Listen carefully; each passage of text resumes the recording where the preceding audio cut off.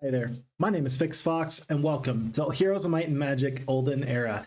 Of course, we've played a lot of Heroes of Might and Magic Olden Era through the demo and through a lot of the other builds that we had access to. None of those other builds that we put online, but when it comes down to it, folks, today is going to be a great time. With the Olden Era launch, I can already tell you that the Steam stats and all the people who are playing right now, there's over like 25,000 concurrent players in the first 2 hours since launch. There's a lot of hype around the game, and it's currently the #1 selling game on Steam at this current juncture here, April 30th, 2026. Typically, when I stream or make videos for YouTube, I try my very, very best to make this an enjoyable experience for you. I'm sorry, today's not for you, today's for me. This is for me because I love Heroes of Might and Magic and because I'm excited to go through this. And I hope you get the opportunity. I hope that you still enjoy the time to come along with me as we can explore this. But I'm not exploring this with you, for you. I'm exploring this for me. And that's going to be a lot of fun. Folks, we got a lot of wonderful people in the chat. We got Borisers in the chat right now at the moment. Asks, what's the best way to carve a wood whittle by whittle? That is a good one. The dad jokes will never cease on the channel.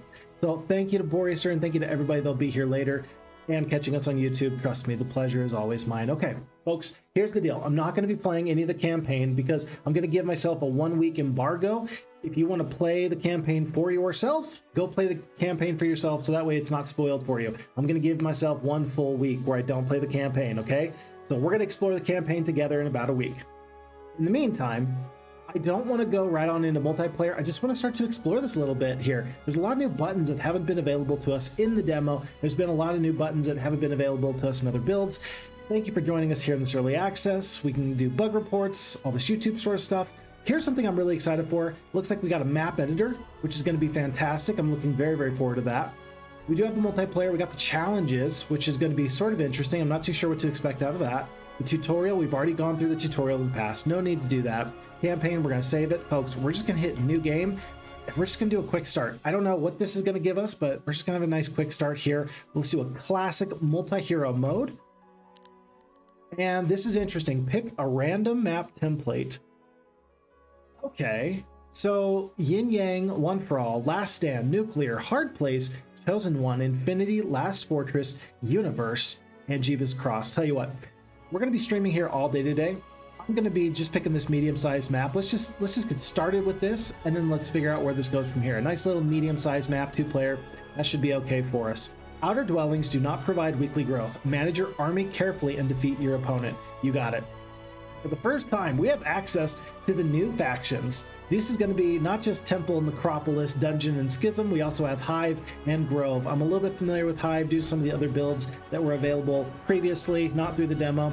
But Grove is brand new to me, and I'm so excited to give this a shot, folks. As much as I want to try any of these other factions, I think I've got to try Grove. Each of the Murmurwood's elemental spirits is a unique powerhouse, supported by equally strong and expensive rangers and druids.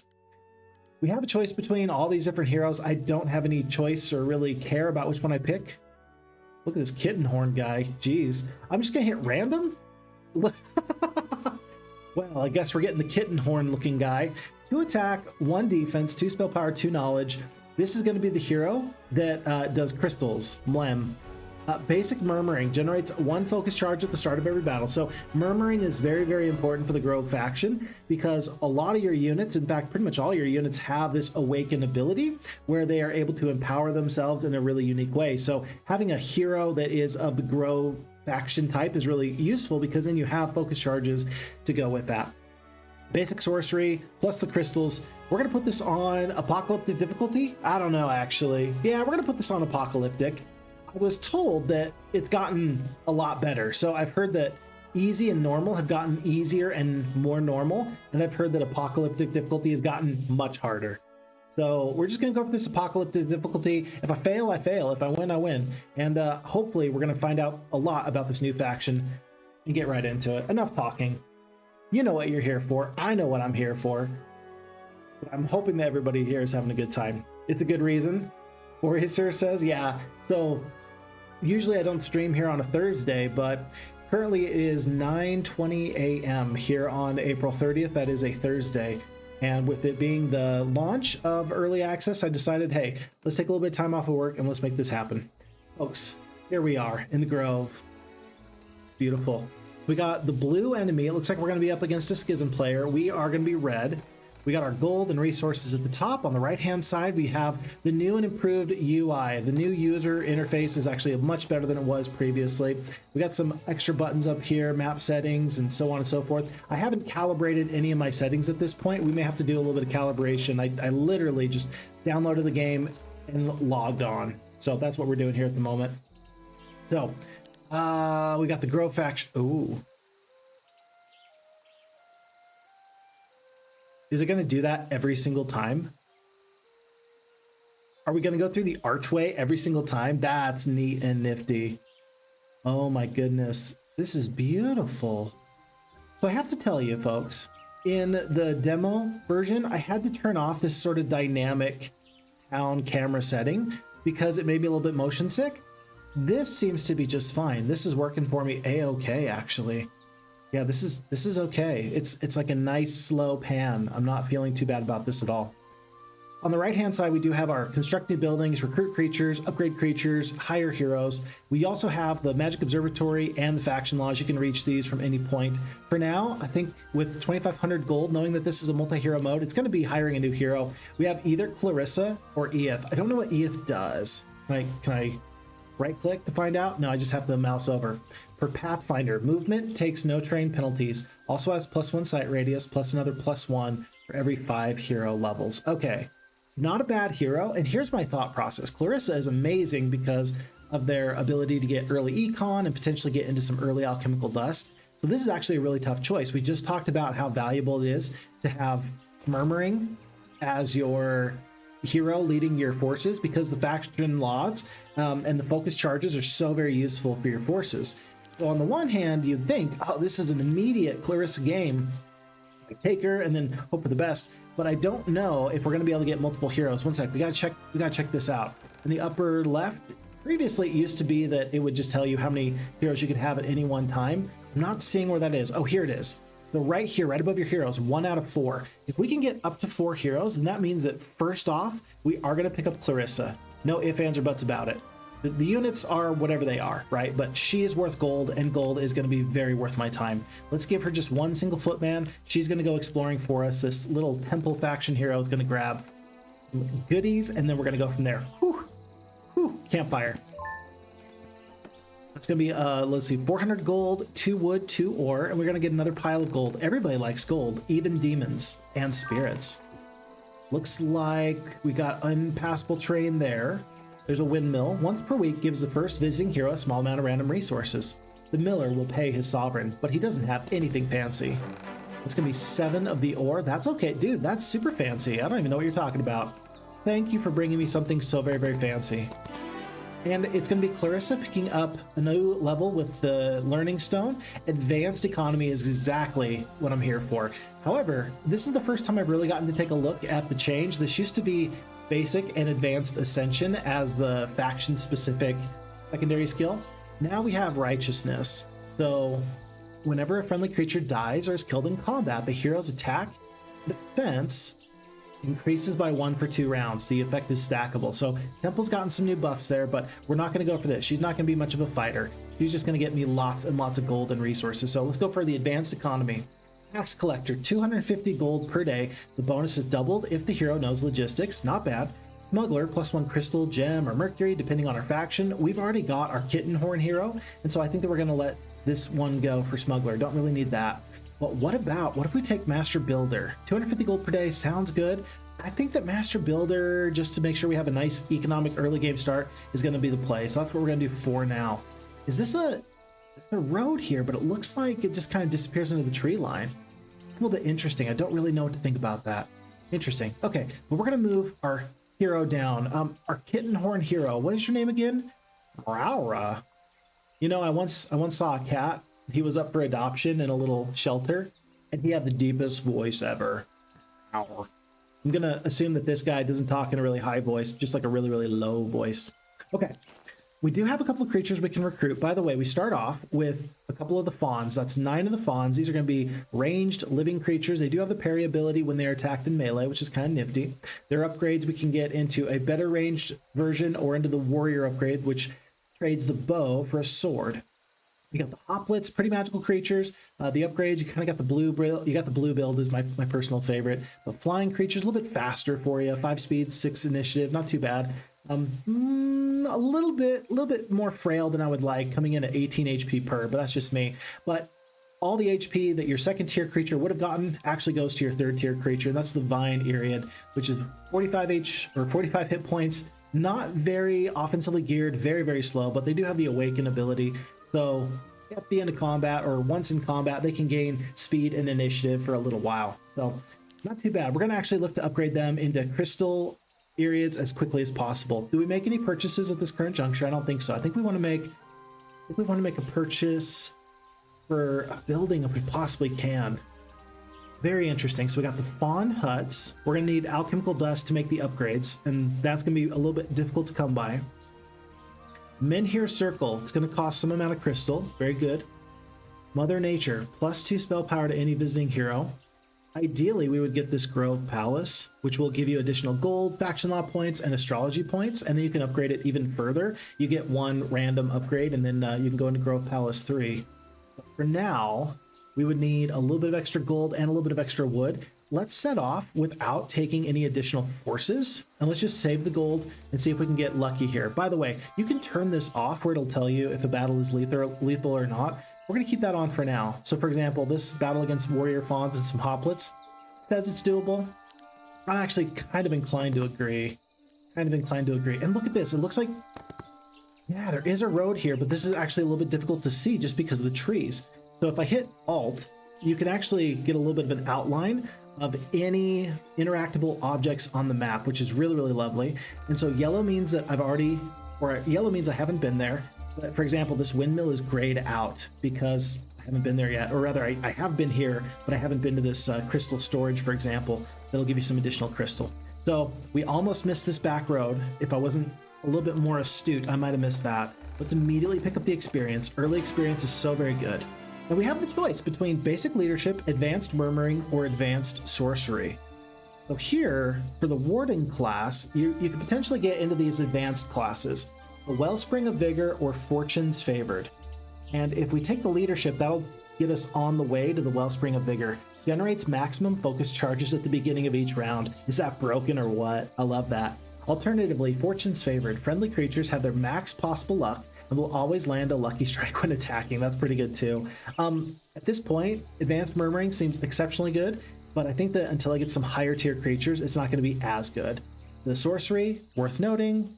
But for now, let's go with the leadership. It just happens to also go into this Wellsprings of Vigor for us.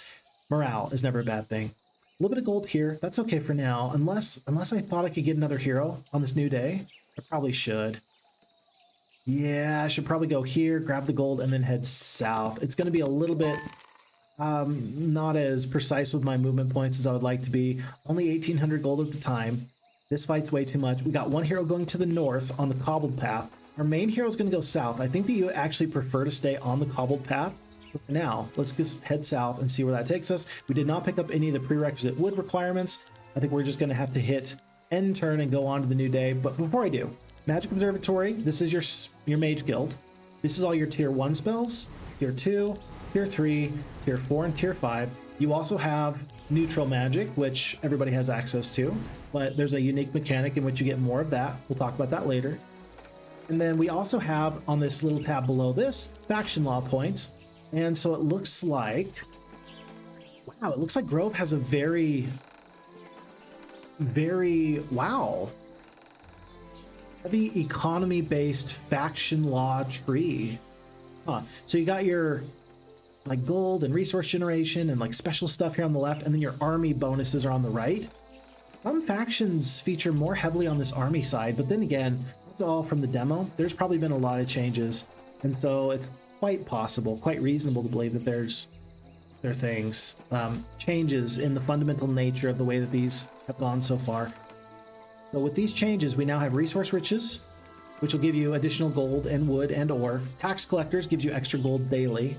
Knowledge is power, so increase 1 knowledge for all your heroes. And then these are just bonuses for your fawns that'll increase their growth in the cities and increase their damage. Likewise, same for the Hoplets. So very interesting stuff there. Folks, that's the end of the day. Nothing else we can do. On from month 1, week 1, day 1, on to month 1, week 1, day 2. Alrighty. We got E-Bugle in the chat. What's up, man? How you doing? Happy holidays. Yeah, it is a holiday. If we are here playing Heroes of Might and Magic Olden Era, it is what I would consider to be a holiday for sure. It's a pleasure seeing you there. Welcome, welcome. And E-Bugle agrees. Oh, it's pretty? Yeah, this is particularly pretty. I'm very happy with this. Very happy indeed. E-Bugle says, as I recall in Heroes Might and Magic 5, you get the flyby whenever you enter a town. Clicking stops the flyby immediately. I'm guessing that's what, yeah, I'm guessing, hold on, let's try that out real quick. Just since you've asked. You click and you zoom right on in. That's a good way of doing that. You can disable this. We're not going to disable this. This looks really, really nice. There is the rainbow there that E-Bugle likes. Isn't it supposed to be blues on the bottom and then reds on the top? I could be wrong. I don't know. When was the last time I looked at a rainbow? Honestly, it's been a minute.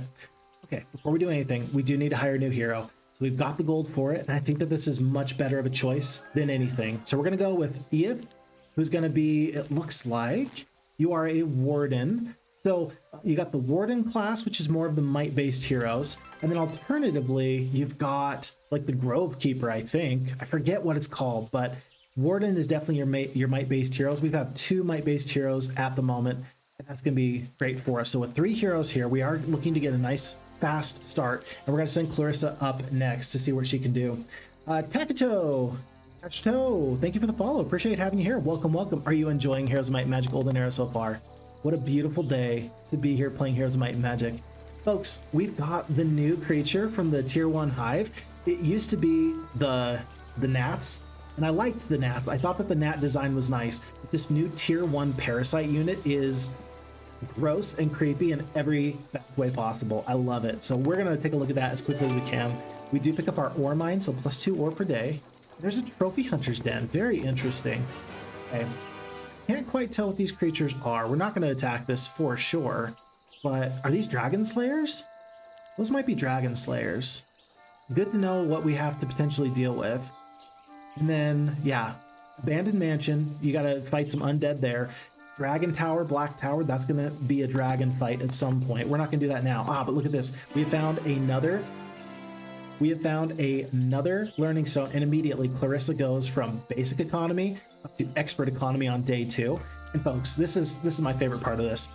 Antiquarian, sure, you can sell artifacts for additional resources, which is great. You can be merchant, which you count as an additional marketplace, or you can get experimenter, +5 alchemical dust daily. This is an immediate, no questions, take it. The reason you take these economy heroes is because they can get you into this early experimenter. As far as I'm concerned, that's the best way of doing it. Later on, yeah, the marketplace makes a little bit more sense, but for now, this is the time, this is the place. Let's see, there's circles of life, fawn huts. I don't think I've ever come across a fawn hut before. It feels like my movement points are not as robust as I would like. This is a little bit interesting. Okay, so I see my sawmill to the north. It looks like we're correct. You got to stay on the cobbled path. Cobbled path leads you to the most important places. You could continue to go south. Stinging sword for the +1 attack. There is a sawmill. No, it's a wood storage down to the south. I think I'm going to send my main forces up. I mishandled my first turn. That's okay, because we're going to have our new warden hero go in that direction. So let's make sure we keep the vine areas together. The fawns, they will pick up this crystal storage for +4 crystal. Ooh, and there's a learning stone to the south. We'll definitely come back at some point for that. No ifs, ands, or buts. For my secondary hero, I guess I'm good with leadership. Leadership should have some synergy with scouting, I think. So we'll take the leadership for now. And we're just going to pick up gold because we are so shy for gold. Oh my goodness, we are so hurting for gold. In fact, we're also hurting for wood. So this free wood storage, kind of a high priority. Short of a high priority, wouldn't you say? We already picked up that learning stone. We're going to pick up 5 wood, and we're going to fight our first fight. A couple of these parasites, this might be a little bit more than I want to handle, but we're going to make this work. We're going to have a fun time doing it. I think that the best way of me doing this, I do want a single split. I think I'd prefer to have the one single crossbowman, so that way I can generate some additional focus points. That's what we're going to do, folks. We're going to step on this fight. Let's have our first look in the early access release of the battle. Now, first thing I notice is that the battle map is much larger, which is good. I also notice that we can scroll in, which is great. It looks like it's localized to wherever I start my scroll. So I can't scroll over here, and it looks like I can't. It looks like I can't move over. Maybe I can with my arrow keys. No, not quite. So if you're going to scroll in on something, you really need to click or point to where you want to take a closer look, and then do a little bit of movement from there. And in the future, I'd like to have like a click and drag function. I think that that'd be kind of nice. Okay, for the tactics phase, I do want to make sure I keep, I think that with this new larger battle, yeah, I think it's actually not too bad of a deal to keep all of your ranged creatures together and then just stack on top of each other, one after the other. We're gonna have our big tanky units in the front. I don't really care so much about my footmen. Let's hit start battle and see where this goes. It's gonna be 64 of these Warden parasites. So these are the upgraded version. Oh dear.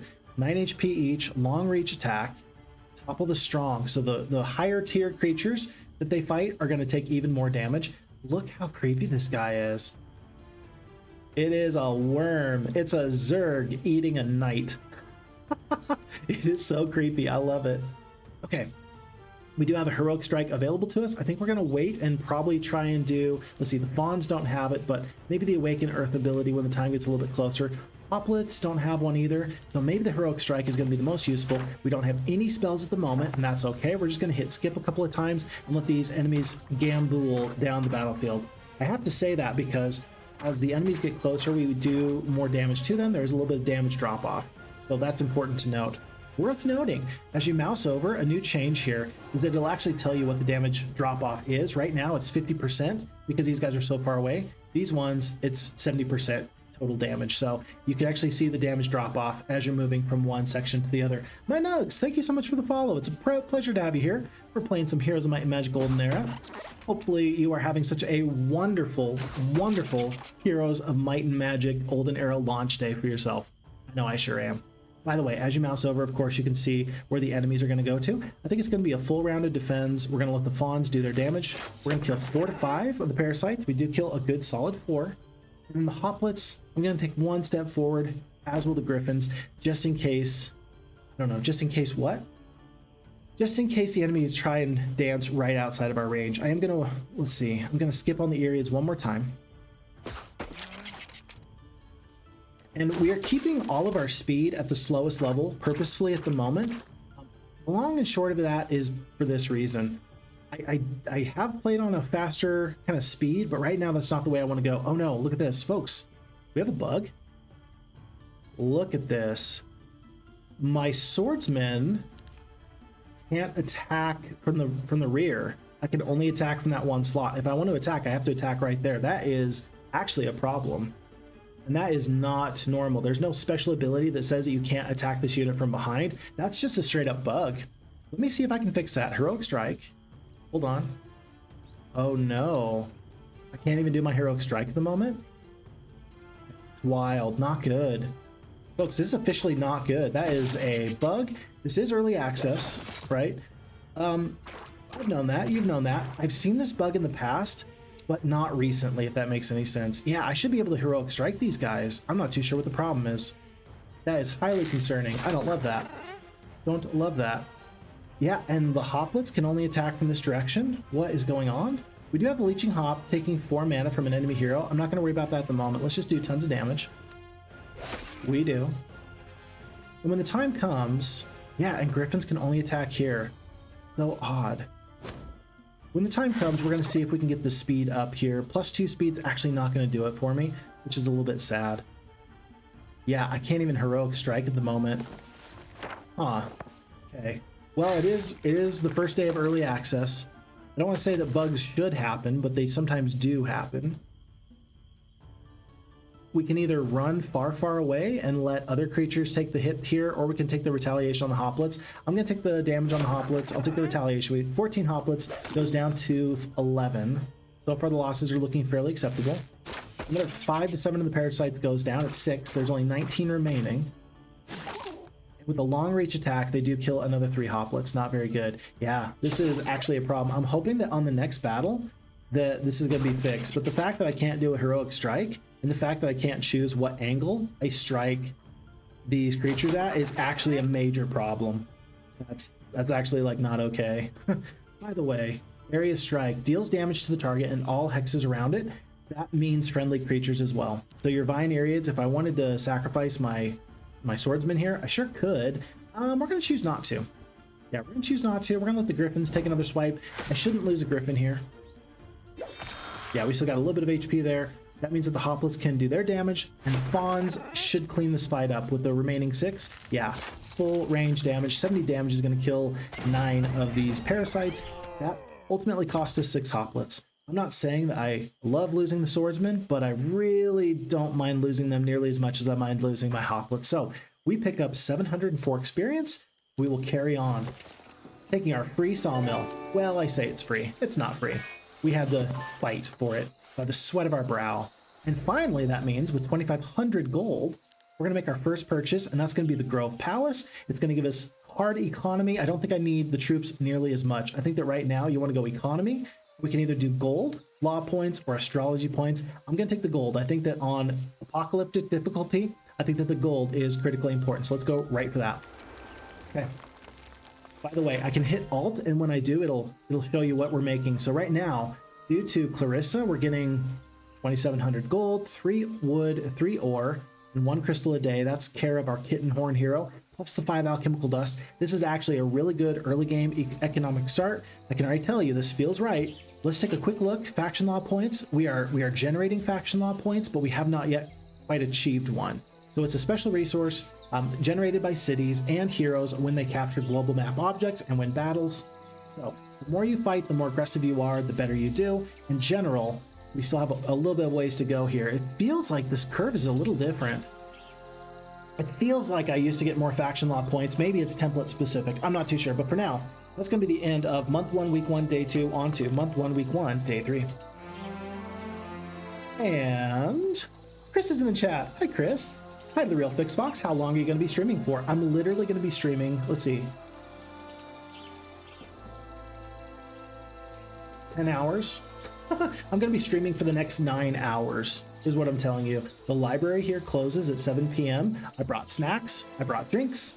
Cleared my schedule. Folks, I took the day off of work.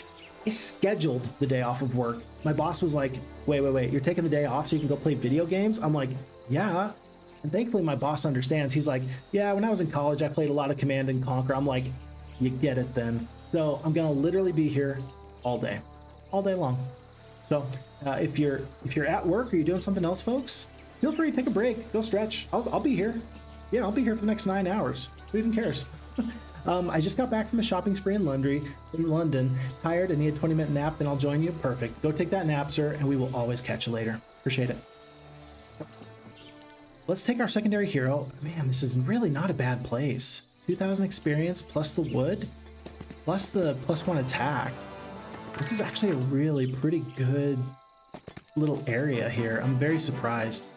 Crossbowmen and swordsmen guard the Soulless Sash. -1 morale to enemy creatures. We can't get that gold there. The undead guard the Minier's Circle, which is for the Vine Ariads. We do want to get as many of these external dwellings as possible. It will increase the growth in your cities.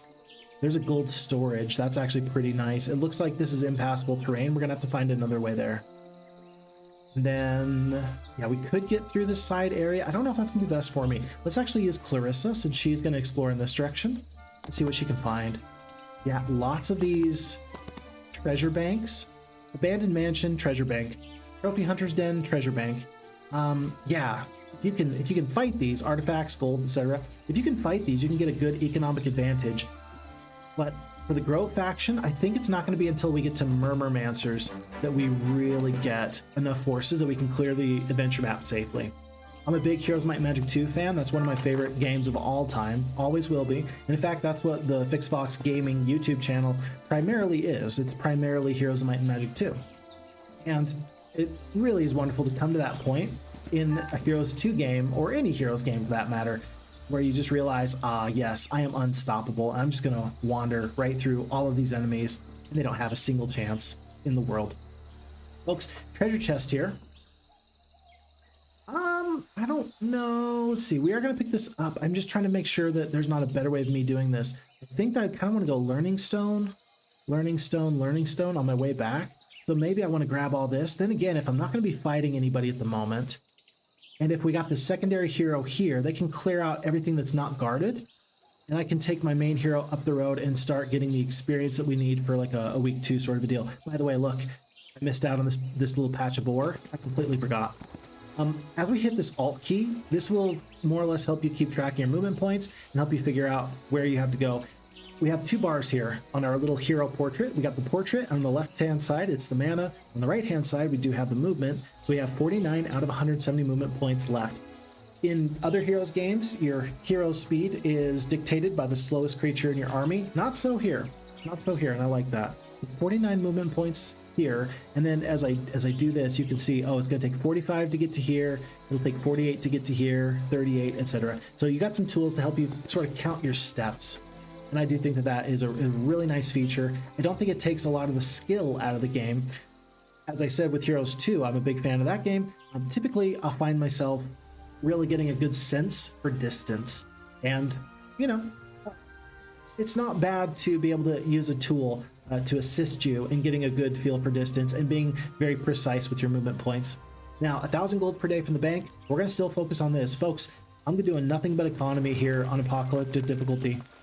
It seems pretty critically important. We're going to keep an eye out for gems. We're going to keep an eye out for Mercury, but overall, I'm going to go hard for the economy, and then week 2 is pretty much going to be the time that we really develop some other good opportunities with some dwellings. Now, we do have, for the first time, a faction law point. No, not quite. We are just short. It's so sad. 10 points short. We might have picked up resource riches if we could have. We might just want to save up for tax collectors. It costs 1 faction law point for this one-time bump, 3 for this daily allotment, 2 here, 3 here, 3 here. It's probably best if we just save. So let's go on to day 4. And Clarissa is going to pick up another 1,000 experience. It's not enough for her to level up. So as you level up, as your heroes get stronger, it takes more and more experience to get even better, which is what we would all anticipate. Gingerbread House is a really good adventure map artifact or object because it'll give you resources every single week as you visit it. And being able to choose which precious resources you want and need is excellent as you're making some of those really high quality purchases. So looking forward to that. This is interesting. I don't believe that the Trophy Hunter's Den was guarded in the earlier versions that I've played. That's so surprising. We're definitely not taking on the dragon. I don't think we're even taking on this abandoned mansion. I think we're just here for the experience. I'm just a passenger wandering through this wild world. Now, Wellspring's Vigor, Fortune's Favored. Luck goes into the Wellspring. Here's the thing, though. I think that the Grove faction really relies heavily on luck. Each creature that you can have, they all have a different range of morale and luck that they can potentially take on. I think that luck is actually stupid good for the Grove faction. Even if this takes me a little bit out of my way, the only problem is that it's very easy to miss out on these advanced hero classes if you don't focus heavily on it. So knowing that, I'm going to make a choice here. We're always on the Fix Fox Gaming channel, even if it is suboptimal, folks, we're always going to try to get one of these advanced classes. So for now, I'm going to go for this advanced leadership. I think that until I get upper tier creatures, leadership is better than the Murmuring. Let's do this. As a subclass, we can get Resolve, where we have the opportunity for additional turns for points of morale. Where the sun never sets, attack, defense, and spell power increases in an area I don't control. So right now, we're gonna have to take a look. I'm not exactly sure how it works. Just because I start off in this area, I don't think it means I control it. I think you have to scout a certain amount in order to make that happen. Then again, it could just be, after the first major set of monsters you have to fight on like a Jeebus Cross template, Outcast, or etc. Anyway, Where the Sun Never Sets, really good for late game type stuff, going into the enemy's territory. And then Hero of Legends, enemy morale is reduced by 1. I'm just gonna take this Hero of Legends. My morale goes up, my enemy's morale goes down. That'll affect enemy heroes and neutral creatures. Might as well go for that. Really, truly might as well. Jasper Dancers and Troglodytes, tier 3 and tier 1 creatures respectively for the dungeon faction. I do want this gem storage, 4 to 6 gems a week if you click on it. I do want that. I think that the losses are actually far too difficult to take. I think it's actually a bit of a trap there. So I'm gonna instead just focus heavily on economy and getting as strong of a hero as I can as early as I can. And really, it's going to be a week 2 timing attack. That's going to be the plan. We're going to go really for a week 2 timing attack. Look at all this treasure. Oh my goodness, I'm so glad we headed off in this direction. In fact, we might even want a 4th hero. I don't know. Fenlo's in the chat. What's up, man? Hey, all. Where did the mustache run off to? Fenlo, you'll be so sad to hear, but my dear sweet wife, she tolerated the mustache. She tolerated it. Did she like it? No. Did she tolerate it? Yes. Would she tolerate it again in the future? I don't know, man. I don't get to tell my wife what she does or doesn't like, but I wish, oh boy, I wish that I could just be free. It's kind of like Footloose, but for mustaches and facial hair. I just want to be free, man. Can't she understand? I'll bet you Fix Fox wife is in the chat right now. She's like, what's wrong with you, dude? I didn't make you shave. Produces 1,000 extra law faction points per day. Folks, I think that at this point, I'm going to go for the faction law points. They're really valuable. An early investment can go a long, long way. Let's go for the faction law points daily as opposed to getting some additional gold. I might miss the gold, but we did already purchase the bank. That's an extra 1,000 gold per day. We're currently up to 4,000 gold a day. Let's take a look at our faction law points. Right now with only one, we could get resource riches. Don't need it. For neutral magic spells, we're slowly getting more astrology points. Astrology points are special resources generated by your cities. They are used to learn high neutral magic, powerful global map spells that require the hero to meet specific requirements. So this is the first time we've really looked at this, but Second Wind gives you some additional movement. There she is. She's in chat. Everybody act calm, cool, collected, and normal. Immediately restores 40 movement points per turn, so you can trade spell points for additional movement points. So that is an example of a neutral magic spell.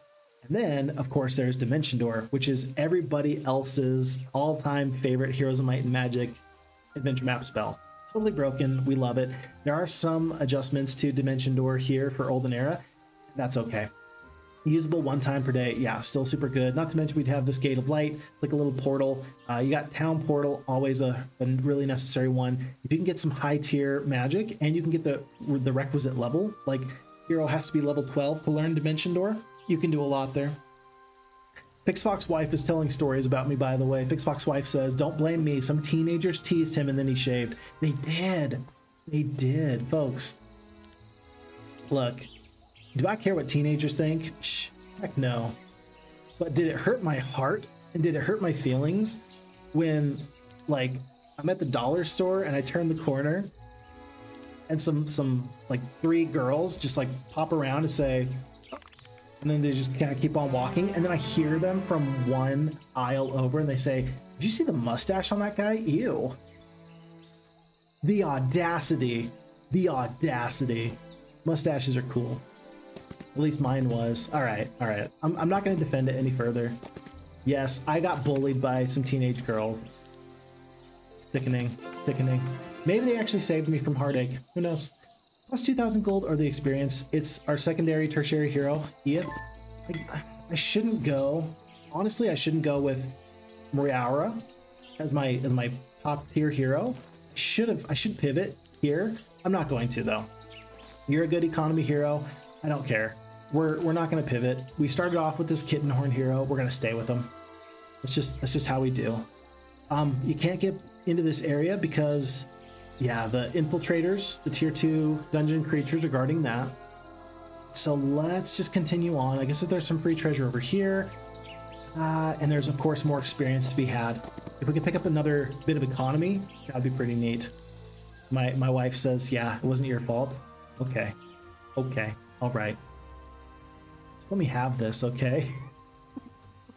Okay. Let's see. Hop Patch for Hoplets. Minier's Circle for the Vine Ariads. Tell you what, I mean, we've kind of made our early economy choices, and I don't think that getting into the treasury is quite likely.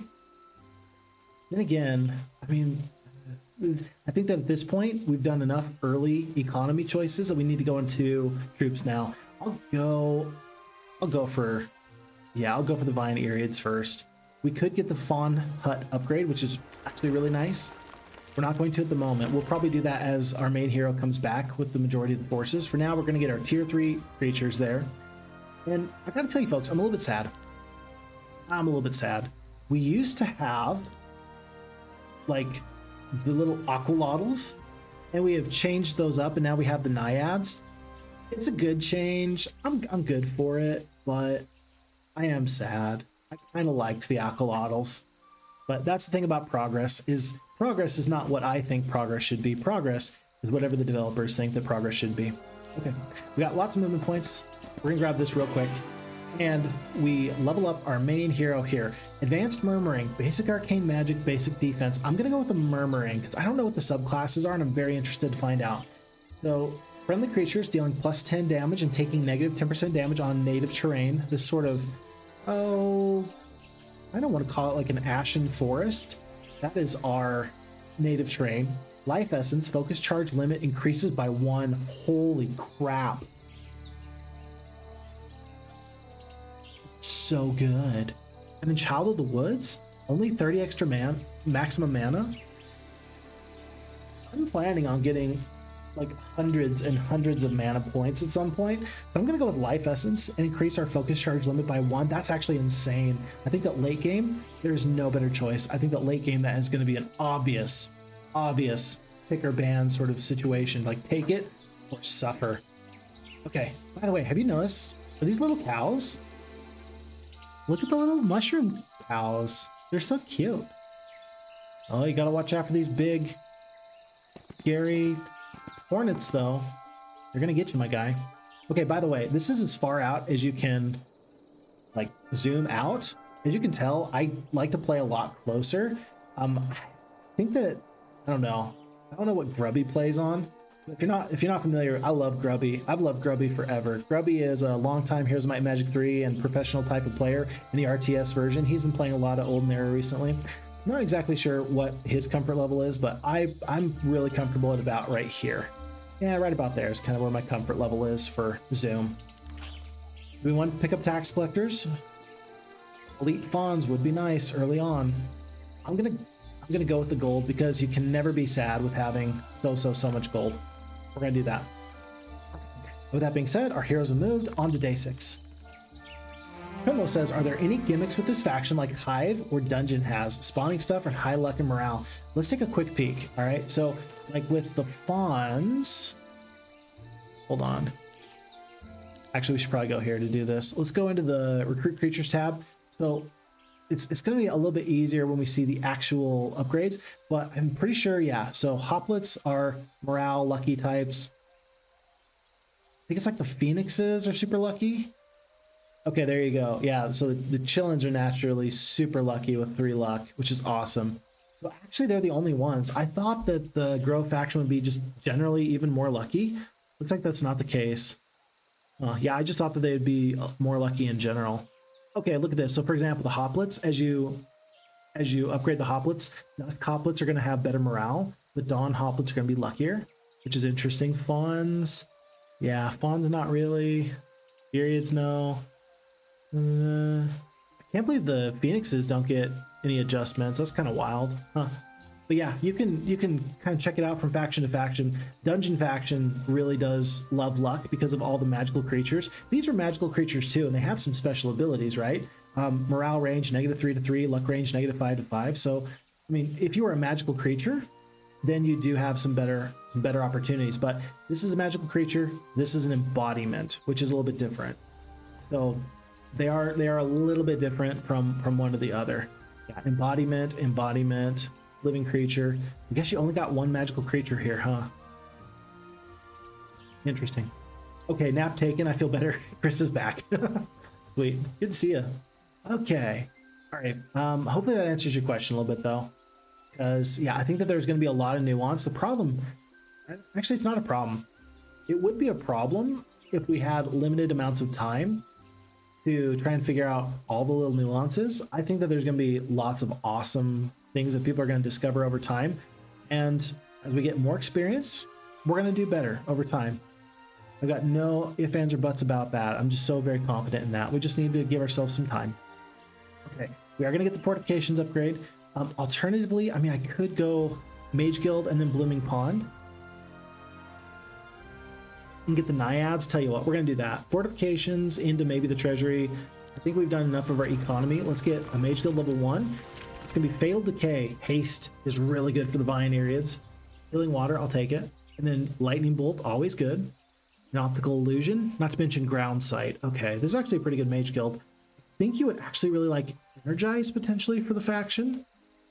Just knowing that you could use it multiple times, I think.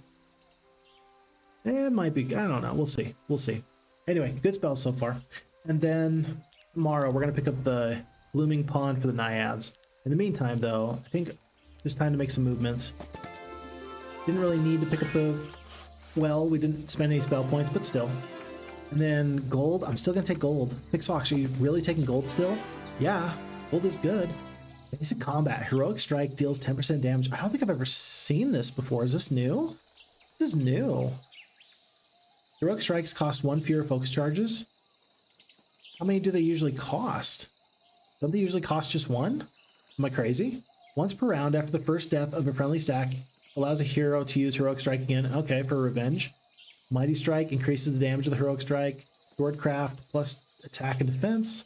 Battle Thrill, once per round after killing an enemy stack with a Heroic Strike. Hero can use it an additional time. Cool. And then Confusing Strike reduces target's counterattacks by 1 when you use that. So if you want to use a Heroic Strike a lot, this is really good. I don't know. This is kind of interesting because if we are going to be generating lots and lots of focus points, this could be interesting to help us take some early game fights. I don't know how good it's going to be. It's so new. I'm gonna give this a try. I'm gonna give it a try. This might help us break through some early game fights we otherwise have no business fighting. If we can save some early game forces, and this is the way we do it, that works for me. Okay, folks, we're gonna have to fight this fight. We should have gone for the gold mine like 3 days ago. It's okay. We're back. We're back. We'll come back. Chris says where we're at, we don't have the subway system. Yeah, the underground, the subway system, those are compatible to me. My brain understands what you're saying there.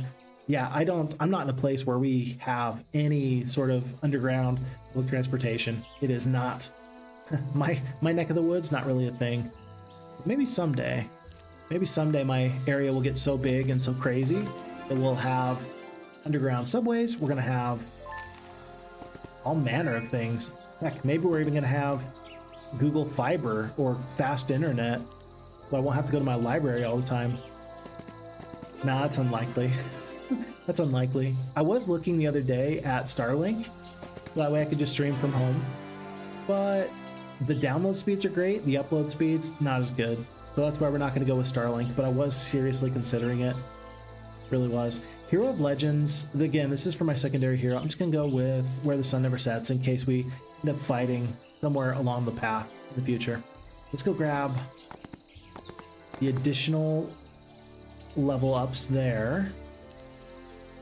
And that should be the end of the day. We've already made our purchase here. Yep, on to day 7, folks. Criminal says, are there any maps out there that aren't random map scripts yet? Not that I've seen. Now, I literally just hit quick start and I just started playing. So it's quite possible if there is, but if there are, I haven't seen them yet. Not yet, anyway. But there is a map editor that has launched with the game, which is fantastic. Not just good, but great. Because now you can plan on having, oh gosh, you can have map makers rushing to get the first great map out there. I think that there is a lot of opportunity for anybody that wants to be a fun map maker. Yeah, I think the Olden Era is trying to really encourage you to do that. Any good game that has a good map editor is going to have a great community around it, just simply for that reason. Folks, Elite Fawns, Hoplets. I think I actually like the Fawns generally better than the Hoplets. I'm going to do the Elite Fawns. And then we're going to look to maybe upgrade them because it's 50% melee damage. We're going to look to upgrade them into the Warriors since we got so much Alchemical Dust. Let's do it. Let's go for the Elite Fawns. It's day 7, so that's actually going to give us an extra 2. That can't possibly be bad for us. And then for our Magic Observatory... Wait a second. So you can upgrade these, but you just need resources. I've got 1 point in this Magic Observatory. I have to spend it though. You click here, yeah, and it takes 2 of these astrology points. Right now we have 1.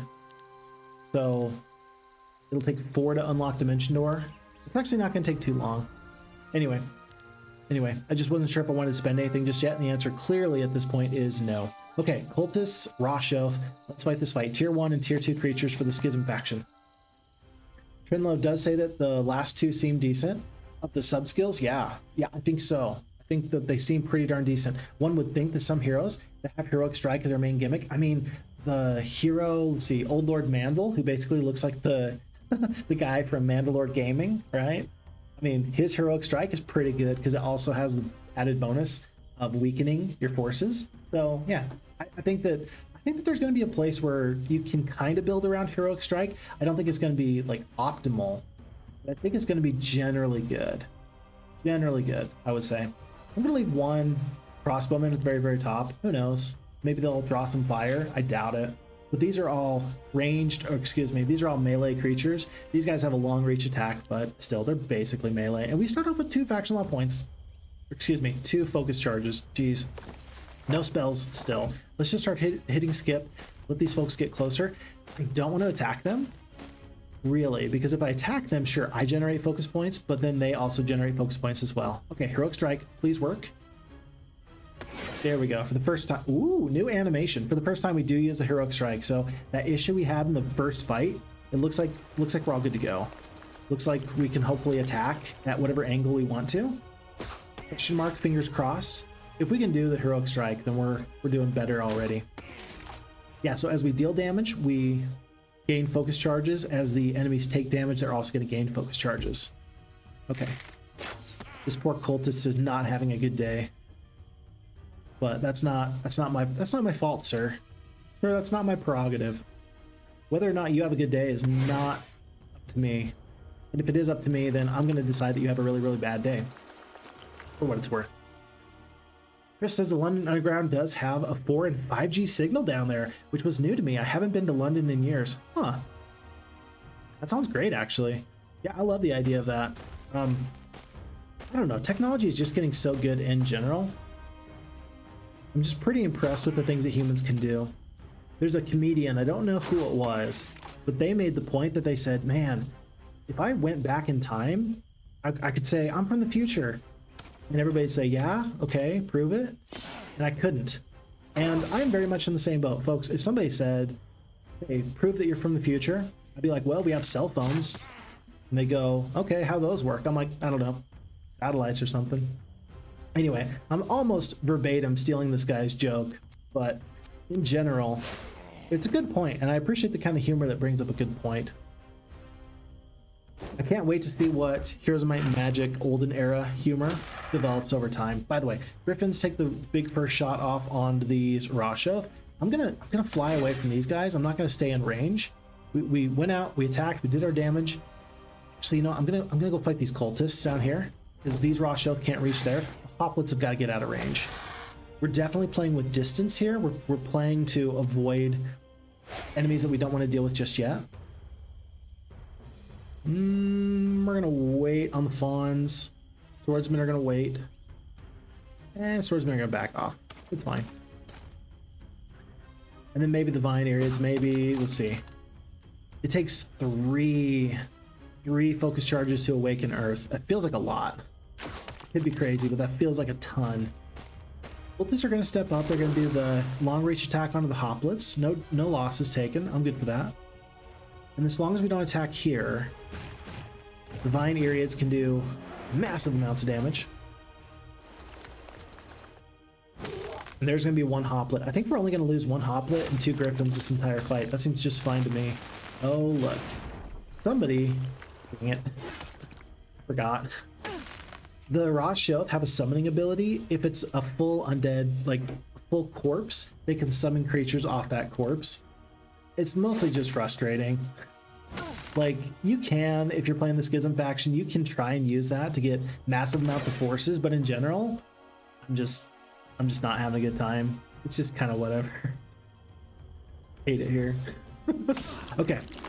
At this point, we're just gonna pump these guys full of lead. They can only, there's like a cooldown on a lot of these abilities. And so at this point, the ability's been used. They can't summon off of this corpse or anything like that. They're out of range. We're gonna kill them mostly down right here. Gonna do another heroic strike because it's so fun. And that's gonna be it. Final 6 to 7 goes down. Chris says, well, I don't like it. Oh, you don't like the 4G, 5G. Now I don't have an excuse not to interact with you while on the underground system. Don't feel obligated. Dude, man, that is like, that's like setting boundaries, right? That's like the best part about being an adult. If somebody asks you to do something and you don't want to do it, you just say no. I have to remind myself and my wife of that sometimes. It's like, hey, look, remember, we're the adults here. We don't have to watch Bluey for the 500th time today. And we don't. We really don't. Inspiring Strike.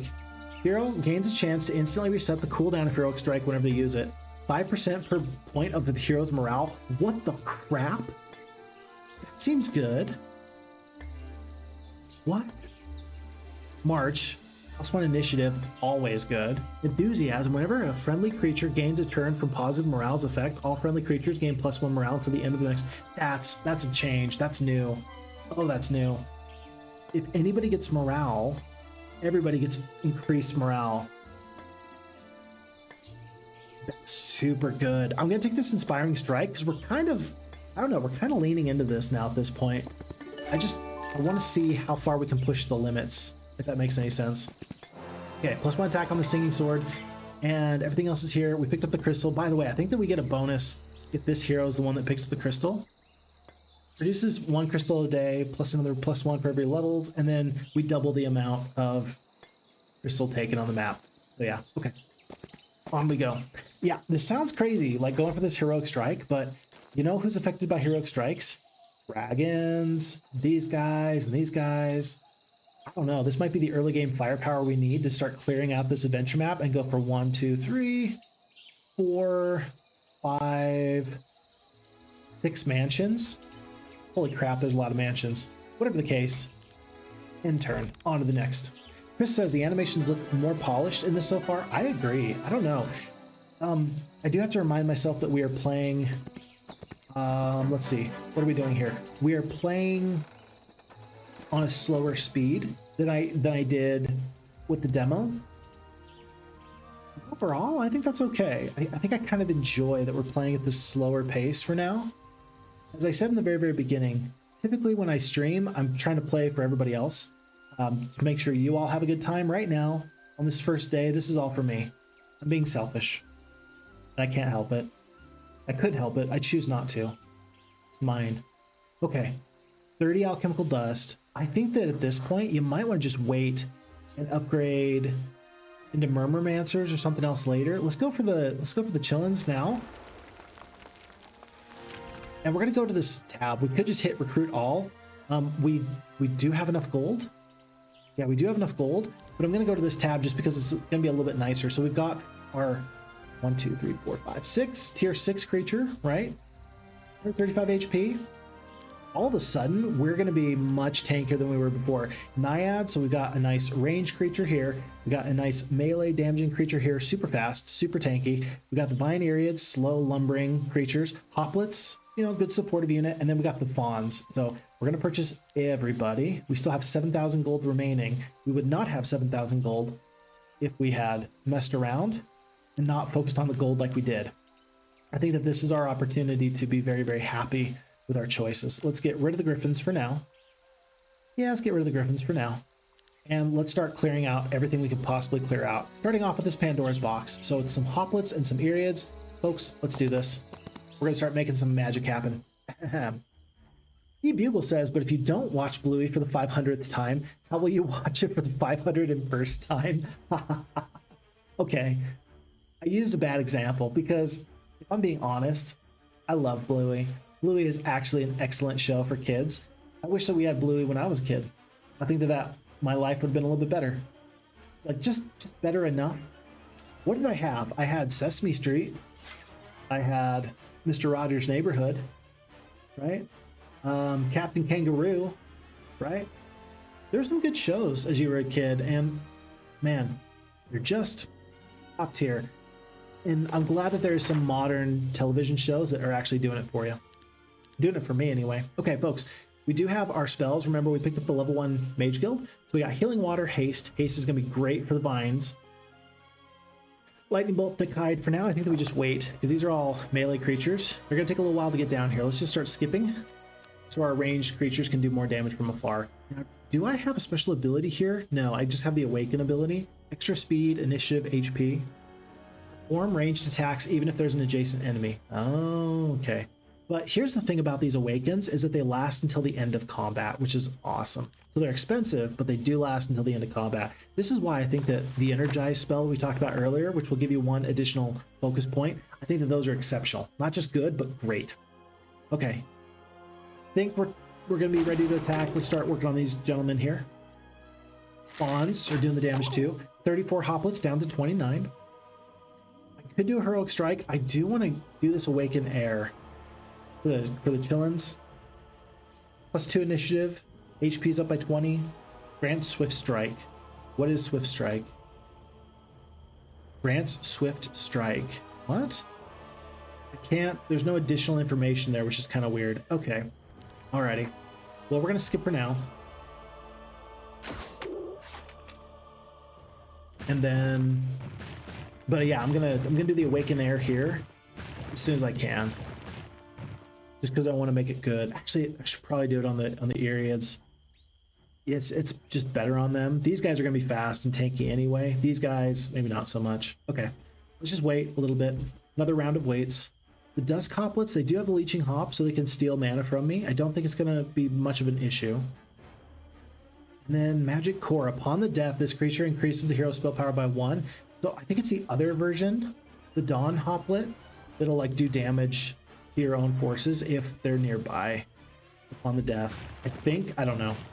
Oh, by the way, so fungal Eriads, living cover, so adjacent friendly creatures always take minimal damage, which is super cool. Like living cover is awesome. Put these guys next to your ranged creatures and just make sure that everybody does minimal damage to you, which is awesome. And then they also got Stoneheart, so they leave a stone obstacle upon death. It just like stays there. It's like impassable terrain until it's killed, which is great. And then Unrelenting Stone special ability. Creatures' attacks turn into additional defense until the end of the round. Can only be used after Awaken. Huh. Does that mean you lose your ability to attack? They're just super tanky, I guess. I don't know. Okay. Bit of a problem here, folks. We need to start doing some damage. Because these guys are big and tough and tanky. Very big and tough and tanky. In fact, I think that I want to sacrifice these footmen. I could wait one more turn and then just deal with these guys. I could start to do the heroic strikes. Would 80 points of damage be better than increasing the ability of my Vine Eriads? I don't think it is. So let's actually just wait, try and do as much damage as we can. And then we're gonna wait until the beginning of the next round of combat, start doing some damage. We should have some pretty good initiative on these guys. Yeah, we'll have some good initiative. And if we really need to, I mean, we could do, no, we don't have early start. I thought we had early start, but we don't. Okay, we did just reach our third focus point. And we're gonna use it on the Vine Eriads. They're gonna go last, which is actually not great. But let's start doing the damage here.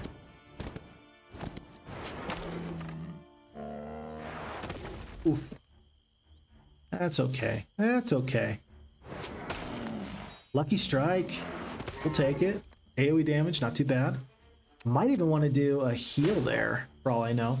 28 of the enemy hoplets. Heals 6 of mine. Don't love that, but I don't think I can stop it. We are up to full focus points, and so you'd really like to use that if you can. I just don't think we're able to at the moment. We're going to do a healing water because I want to make sure these guys stay nice and healthy. Oh, I can't because you are an embodiment, right? I think I can't do healing water on these guys just because of their special nature, which a little bit sad, not going to lie. Not my favorite thing. Again, haste only increases speed, not initiative, so that's not going to be particularly helpful. You know what? These guys are going to reach. These guys are going to reach here, and I don't want them to AoE everybody, so I need to attack and step up and do some damage here. Let's kill another 2. And it is going to be the footmen that kind of are this end cap. That's going to prevent these, the big stack, from getting into everybody else, which is going to feel okay. We're going to kill half the stack of the Hoplets. We kill like 11 of them. Very good. I should have used the Heroic Strike forever ago, just because we would have been generating more points. In fact, we pretty much would have had at least half of a full bar by now at this point anyway. With the good morale, we're doing it anyway. By the way, did you notice? So ranged creatures only generate 1, whereas melee creatures generate 2. That is a really, really good change, because in the past, you would have like your Astringers for the Temple faction, and they would just generate you. They would print you money. They would print you focus charge points, and it just didn't feel good. We'll be on the wrong end of that. The AI does a really nice job in moving out of its way so its other creature can get in. Uh-oh. That's not good. Awaken Earth. He shouldn't be fast enough to reach me, though. Is he? Oh, he's fast enough to reach me. No! Good thing that I don't care. I care. I care so much it hurts. I care so much it hurts. Okay. Well, I don't want to attack here. I don't really want to attack there and kill my own creatures. I'm just going to make sure that I can take out this big stack of the Hoplets. Very sad. Ooh, so much damage. Wow, with a Lucky Strike, they did pretty good for themselves, though. Okay. Let's start to use the Heroic Strikes. Yeah, next time, let's just use the Heroic Strikes as much as possible. And by the way, at the end of this fight, we're going to go to a faster... We're going to go to a faster game speed, just because I don't think that we need to keep it so slow for so long. We do lose 1 of our Naiads. Of course, we're very sad. Naiads, let's see. I got this issue here. I got this issue here. I really wish I could heal you. Fawns can get the damage off if I attack here. It just feels bad to wait like that. That's what we're going to do. That way we can get full damage off here. I think that means that the Eries are going to attack all 3, which feels really bad. They just did their Unrelenting Stone ability, I think. Parry. 3 more of the Fawns goes down. Okay. All right. Yeah, don't attack there. Don't attack there. This feels bad. I can't do much with these guys. My big tanky brutes. Because I definitely don't want to kill my own creatures if I can possibly help it. A little bit of extra damage here. Holy, wait a second, wait a second, wait a second, wait a second, wait a second. Whoa. Oh my gosh, I didn't see that. I didn't see that, folks. Unlimited counterattacks. I did not realize that it's unlimited counterattacks. I don't think that's the case for here, though. No, you still have unlimited counterattacks. Dude, big tanky creature, AoE, unlimited counterattacks. It's like a Griffin on steroids. I love it. Okay, we're gonna kill these guys. The AoE damage isn't gonna kill one of my own creatures, which is fine. Okay. We're gonna kill the final 2 creatures here. We're gonna do a Heroic Strike. Hoplets are gonna take the retaliation. It'll be fine. You'll survive. You'll survive. Oh, well, 2 of you died, but you know what I meant. I could do the Awaken Water on the Naiads. I gotta be smarter about this. Folks, I need to be smarter about this. Holy kittens. Because it's not like the Naiads... Hold on. Now I'm worried that the Naiads have a special ability that I'm not understanding. So you get the stats. Oh, ability to perform ranged attacks even if there's an adjacent enemy. So I'll bet you that means that he's not going to retaliate against me. He does. Okay. And we're going to get out of the fight. Whew. Well. I mean, I got to tell you folks, the losses are unacceptable. Everything I know about Heroes of Might and Magic Olden Era, these losses are actually unacceptable. You can't lose this many forces and expect to win. Now, thankfully, we lost a lot of the Knight troops that we didn't really need, but still, not good. Not good. 5,000 experience points. I'll take it. We'll do the... I guess we need basic resistance, don't we? For Wellspring of Vigor. We'll take the basic resistance. Logistics is so good. If you don't want to go for Wellspring of Vigor, then you can take Logistics. I think Logistics is so good. I don't think, because we took basic combat already, and we have basic sorcery, you know what, let's just take Logistics. We're not gonna be able to get a secondary hero class, and that sucks. It feels bad. I still want to focus on actually doing that as often as possible. Today's not the day though. Today's not the day. Okay, before we do anything else, let's go to the main menu, go to settings. Oh, it's right here actually. I'm just gonna crank everything up by 1. It's not a lot, but it's actually gonna make things go much faster, because it's my recollection, +1 speed there is actually way too fast. Like they need a level of speed between a crawl and +1. There needs to be like a 0.5 option, and I don't think that they have it. I don't think anyway. Okay. I'll pick up the +1 here. Might as well go for the leadership. If I can get daylight magic on my main hero, I will.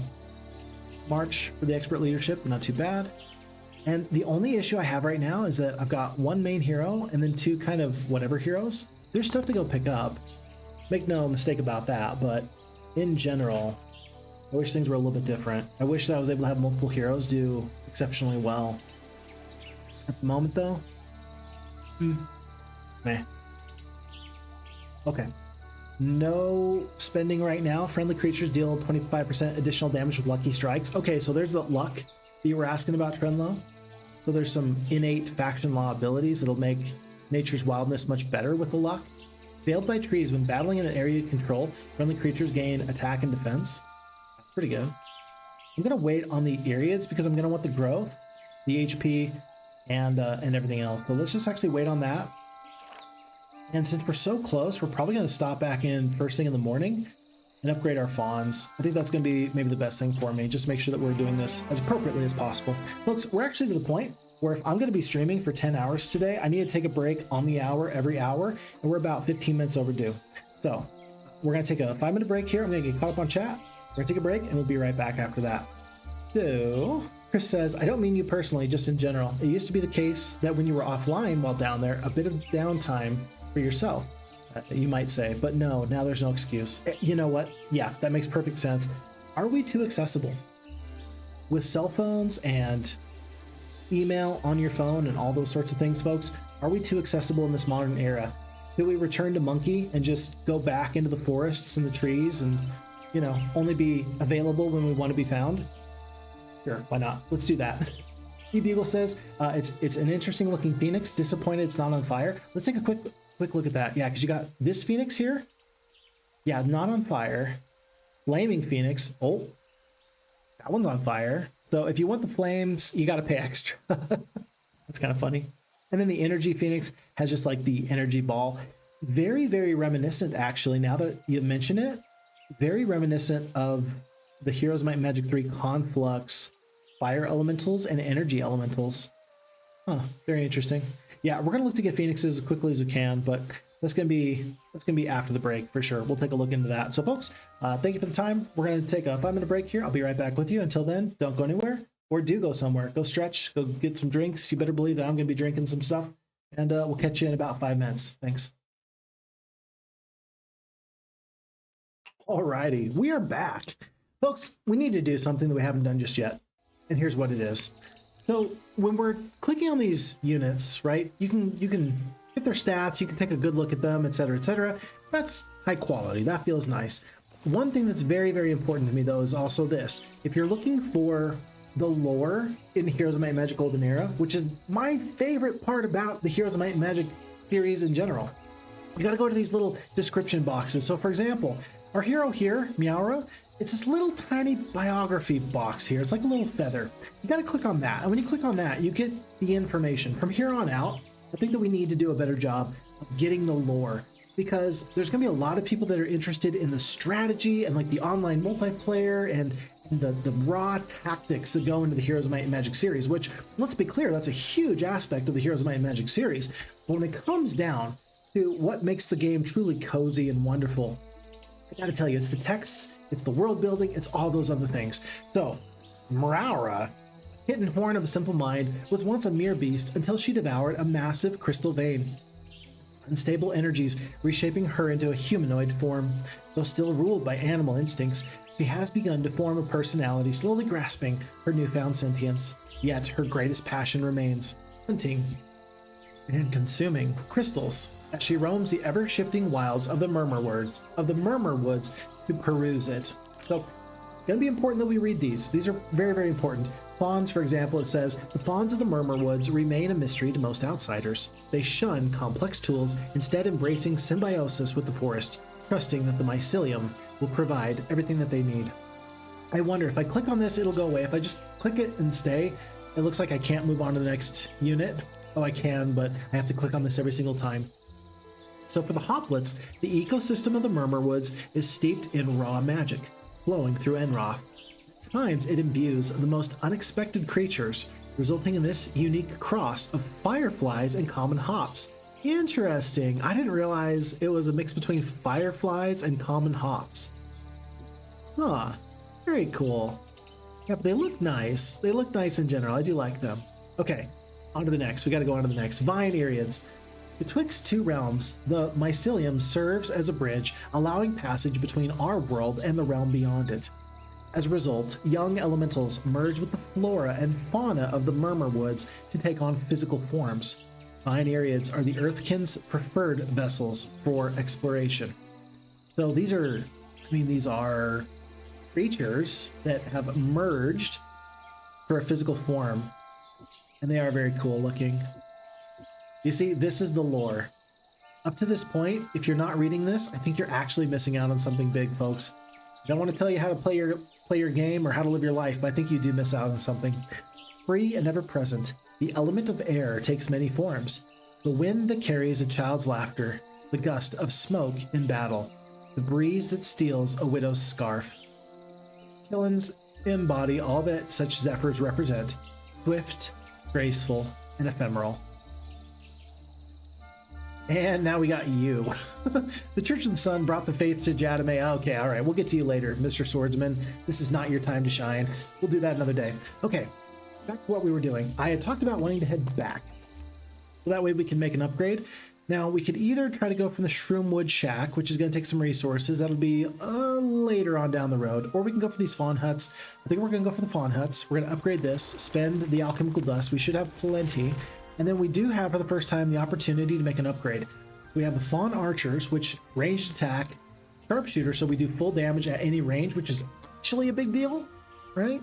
And then parry, so they're the normal archers, but now they do full damage from range. And they got some increased stats. The stats do get quite a bit better. Alternatively, you can go for fawn warriors, where you can actually get a awakening ability, so dealing additional damage, increasing speed till the end of the round. That's pretty good. It only costs one focus charge, which is kind of interesting. It's not like a big deal like for the Vine Eriads, but happy for this. I think that we want to keep the range damage for now. I don't think that I trust that my water spirits are going to do it. I don't think that my naiads are going to carry the brunt of all of my water. So, by the way, you can change at will for free from the fawn archers into the fawn warriors. You can make those upgrades anytime you want. When you hit this recruit all button, it's going to do the unupgraded version unless you determine which one you want to have. So right now, base level, archer upgrade, warriors. We're going to keep it right here. So that way we're going to go into the warrior upgrade later, but right now, archers for now. Okay. So worthwhile upgrade. We're going to have to wait and see. I think that that's going to be a worthwhile upgrade. Being able to do full damage at range anywhere you're at seems to be a pretty good opportunity. Let's make that happen.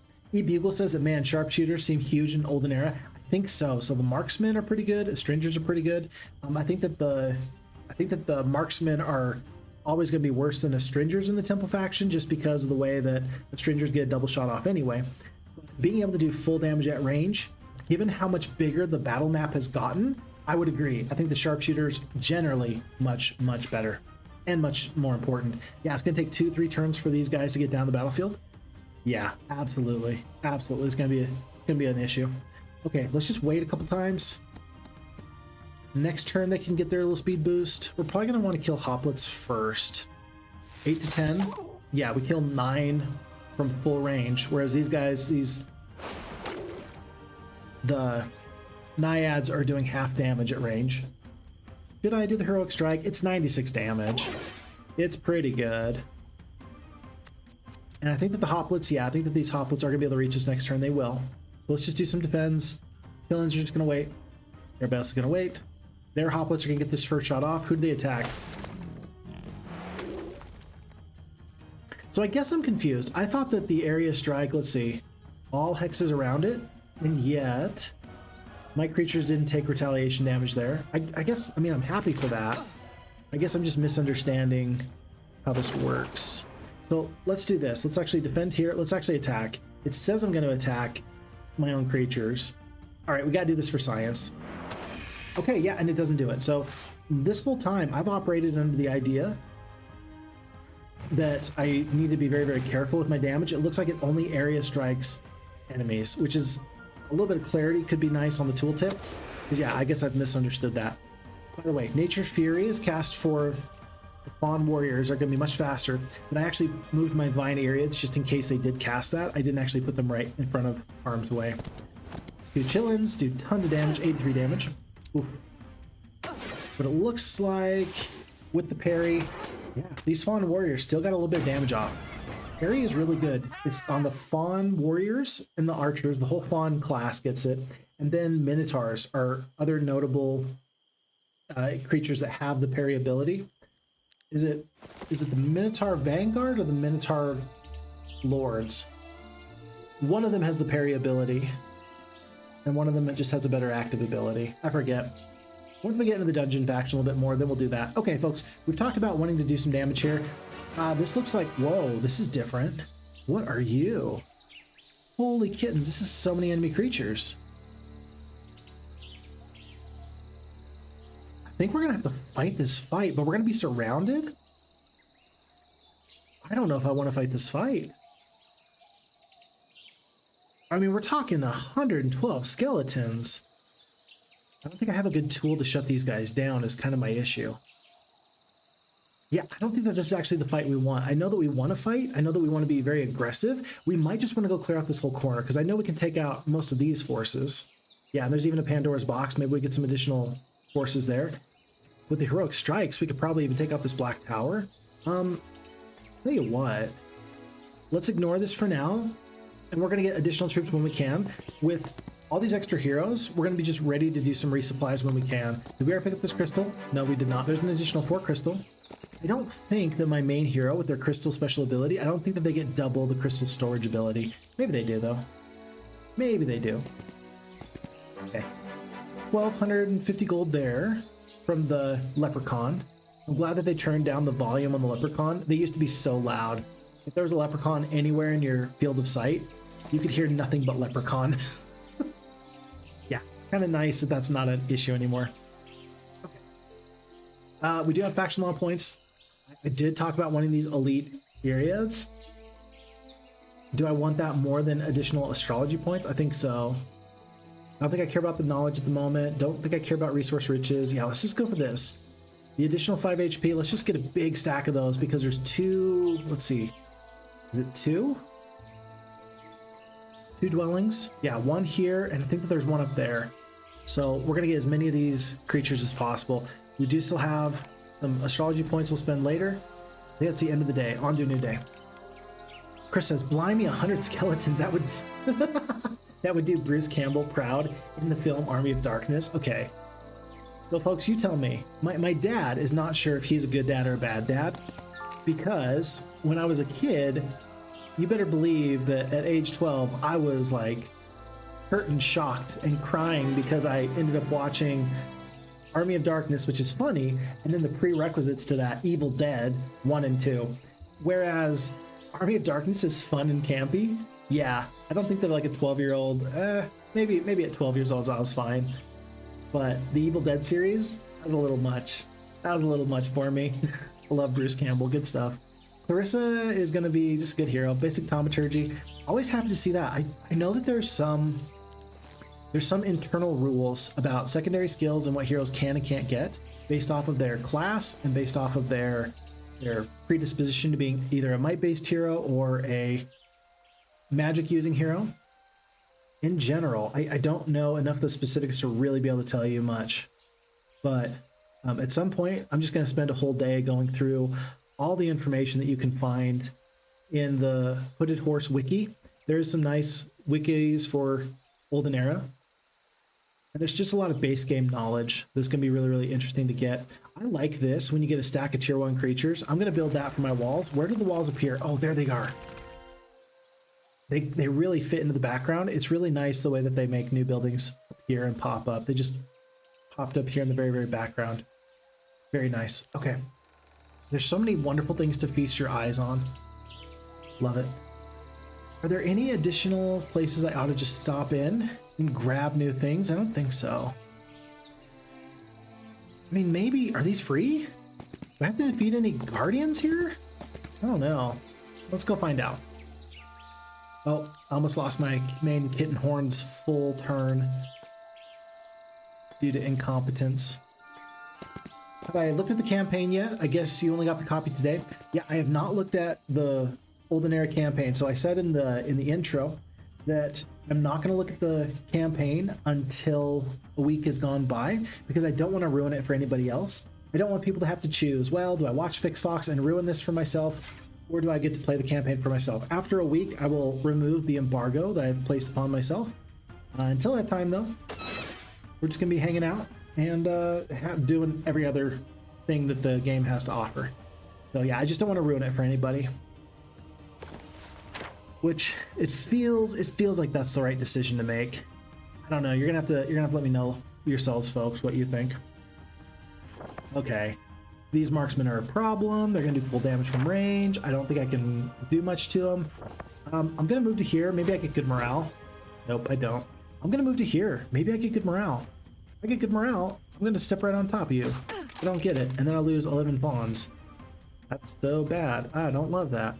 Instead of attacking the marksman, we're going to attack up here. Because these guard captains, they have the double strike. They're very offensively geared. They're going to be a problem. Don't want to deal with them if I can help it. And so let's deal with them from range, if at all possible. I am going to haste my Vine Eriads so that they can actually get into this fight. If I don't, they're going to be so far behind. We're going to move the Qilins up. And they can reach in a second. Haste does have a cooldown, by the way. So lots of spells you can only you can't cast them again and again and again. I like that change. I think that is a much better alternative than what the earlier versions of the game did. Being able to just chain the same spell over and over and over again, I actually think removes a lot of the tactical opportunity and flexibility. So I like that there's a cooldown on spells. I think that's a good way of helping the developers balance spells. So good choices there. I love seeing the developers make some good choices. Yeah, look at this. Here's the problem, folks. We're taking too many losses. I don't think I had a better way of eliminating these. Maybe I need to spend 2 of each precious resource to pick up a new spell. Maybe there's just a spell out there that I'm unfamiliar with that I need to grab. Maybe. E-Bugle says spell cooldowns is an interesting idea. Doesn't hurt the game though. Can't just spam Lightning Bolt. Yeah. Actually, you know, hey, maybe you can spam Lightning Bolt. I'm not too sure. Maybe Lightning Bolt is one of those spammable spells. Could be. But we do have the Heroic Strike. Yeah, it's funny that we're not spamming spells, and yet, folks, funny how we just happen to be still spamming whatever we can spam. I guess that's just human nature. We just like to spam what we can spam, huh? Yeah. And yeah, oh, E-Bugle likes the idea, as does Chris, about waiting to do the campaign until other people get the chance to take a look at it. Good deal. I appreciate that. Okay. Lost the Fawns, lost the Hoplets. Again, not good. Folks, this is not good. But we are starting to move forward. That's something. We got to do the best we can. I don't think that we can just wait till week 3 and then attack everybody. We got to clear out the adventure map as much as we can. We got to balance taking losses with getting stuff done. You got to get stuff done. Expert Murmuring, 3 focus charges at the start of every battle is super good. This is really good. This is super good. I'm going to take the logistics on principle, but I think you should always take expert anything over advanced anything, if that makes any sense. If you have the choice between taking advanced logistics versus expert whatever else, you should probably take the expert whatever else, because the sub-skill bonuses are just that much better. I'm going to do leaps and bounds. The additional 5 movement points after each victory on my main hero is going to be very, very useful. We do pick up the sash, so soulless sash, -1 morale to enemy creatures. I could always disenchant this for a certain amount of alchemical dust. I would probably be considering that, except we've got Clarissa, and that handles everything else I need her to do. Let's head up, and I'm going to see actually if maybe the men here circle. Maybe this is free. Let's find out if this is free or not, and we'll go on to the new day. E-Bugle says, yeah, but log is log. Log is log? Wait, what'd I say? What? Log is log. E-Bugle, help. Help! Logistics is logistics. There we go. Okay. I was like, what does a tree have to do with this? My own silliness surprises even me sometimes. Hopefully it's endearing. You always shorten it to logistics, or log to log. Okay. I will keep that in mind. Next time I see that, I will know better. You're probably not the only person that does that. It's probably just the first time I've ever seen that. Okay, Black Tower, easy battle. Whoa, the red dragon portrait has changed. We're gonna fight this fight. We're gonna take some losses. Can't help it. Probably gonna lose. Oh, what the heck? This used to be like in the center. The dragon would be on the outside and come fight you. I think we can prevent taking losses now. Hold on. Hold the phone. Oh my gosh. Wait. You kidding me? Yeah, because the dragon can't really cross the battlefield in one go. This is much better.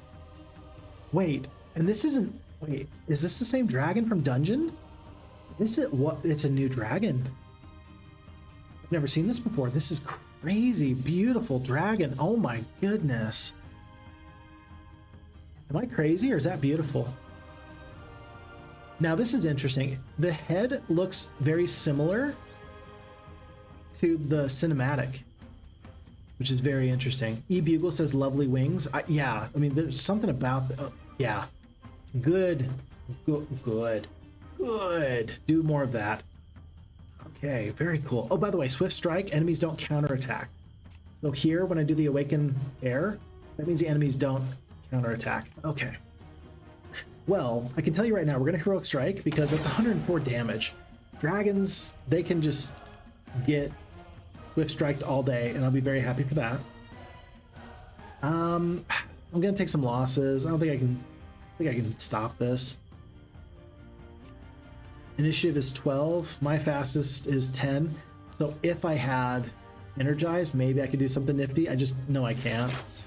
Yeah, I'm doing minimal damage to the dragon. Yeah, we're gonna take some damage. Okay, I'll just plan on it. Thank you. Have a nice day. It's so beautiful.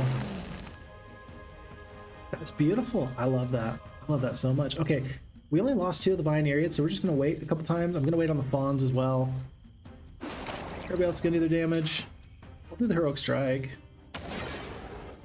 Yeah, Heroic Strike is now officially overpowered when it comes down to trying to do damage to these guys. Do we take out the dragon? We do. Yeah. For 2, I will trade 2 of these guys every single time because you get a little bit of experience. We get an Armit and 2,500 gold. We're clearing the adventure map. What's this? Is this for defense? So it's part of a bigger set, Knight's Honor. So if we can get... I wish I could mouse over to see exactly what it is, but it looks like a breastplate, looks like a sword and a spear and something else. If I get 3 out of these items, we get +1 morale and luck. And if I have all of them, we get extra good luck and morale chances, which is super nice. Okay, very good. Plus we have the leadership already, so that could be even better. McFall's in the chat. What's up, McFall? Always love varied dragon designs in Heroes games. Too many have almost identical models for every dragon. Let me ask you, McFall, because you said that, what do you think about the Faerie Dragon? Because I always hear different things about the Faerie Dragons. Some people love the Faerie Dragons from Heroes of Might and Magic 3, and some people think that they are an abomination, but they are very different. They're very, very much varied. What are your thoughts? I'm very interested to find out. Okay. I think that, I don't know if the Heroic Strike is actually going to be best here. These guys are definitely gonna get down the battlefield on me. I should probably spend so I can get a web spell. Yeah, phantoms and phantasms and the ghosts, the whites rather. Oh, wraiths? Wraiths, phantasms, and whites. Whites are the base level creature. Wraiths are one of the upgrades, as are the phantasms. Yeah, I should probably spend to get low. We'll work on this top stack. It's not even the fastest stack. I'm gonna heroic strike that fastest stack. And it looks like my Qilins are gonna get the opportunity to do some damage in a second. We'll wait here. Can they reach? They can. We'll kill pretty much the full stack here. Get the hints. Satan. We'll kill half the stack of these whites. I will do the heroic strike onto this big stack of 13. Yeah, these guys are awesome. They're just doing so much damage. Love it. But I don't think I can really manage the phantasms. I guess I could spend 6 spell points. I love the spell animations. Fireball is absolutely my favorite, by the way. In case you didn't know, the Fireball spell, it's got a lot of weight to it. And they animated it so it just sounds like a big thud. Well, yeah, there's fire, but then there's like a ball of something in the fire. It's almost like a little meteor shower. It just takes people out. It's great. I love it. If you haven't seen it yet, you're gonna love it, trust me. Okay, all right. Crazy that we lose the same amount of periods against these enemies as we did with one dragon. Kind of weird, kind of weird. We're gonna take another 18, which is exceptional, and then we should be able to clear Trophy Hunter's Den and everything else. By the way, Blooming Pond, we definitely want that because that's gonna be additional naiads. Let's find out what these creatures are. It says it's an easy fight. I don't even know what these are. Everything used to be in the very center. I don't know if I love that enemy creatures now start on the other side of the battlefield. By the way, tier 6 Dragonslayers, 85 HP each. Melee attack, dissection. Attacks wound the target. Wounded creatures take 80 damage at the start of their turn. Effect is stackable. Cool. Dragon Hunter deals double damage to dragons, and then can become fully immune to spells until the end of next round. Cool. Dragon killing is not for the meek, or the sane. It demands risking life and limb against impossible odds, yet the lure of glory and riches ensures that there's always those desperate or mad enough to try. The rare few who succeed become legends, their names etched in history forever. Well, clearly I don't have any dragons here. So because I have no dragons here, I think you're going to lose this fight pretty handily, my dude. Pretty handily indeed. Bam GM's in the chat. Hi there, nice to have you here. Welcome, welcome. We're playing some Heroes of Might and Magic Olden Era. You're hoping that they add the Azure Dragons here too soon. You know what? I do want to see every little bit the old school dragons. I love that Olden Era is trying to be new and do new things. I love that. I appreciate that.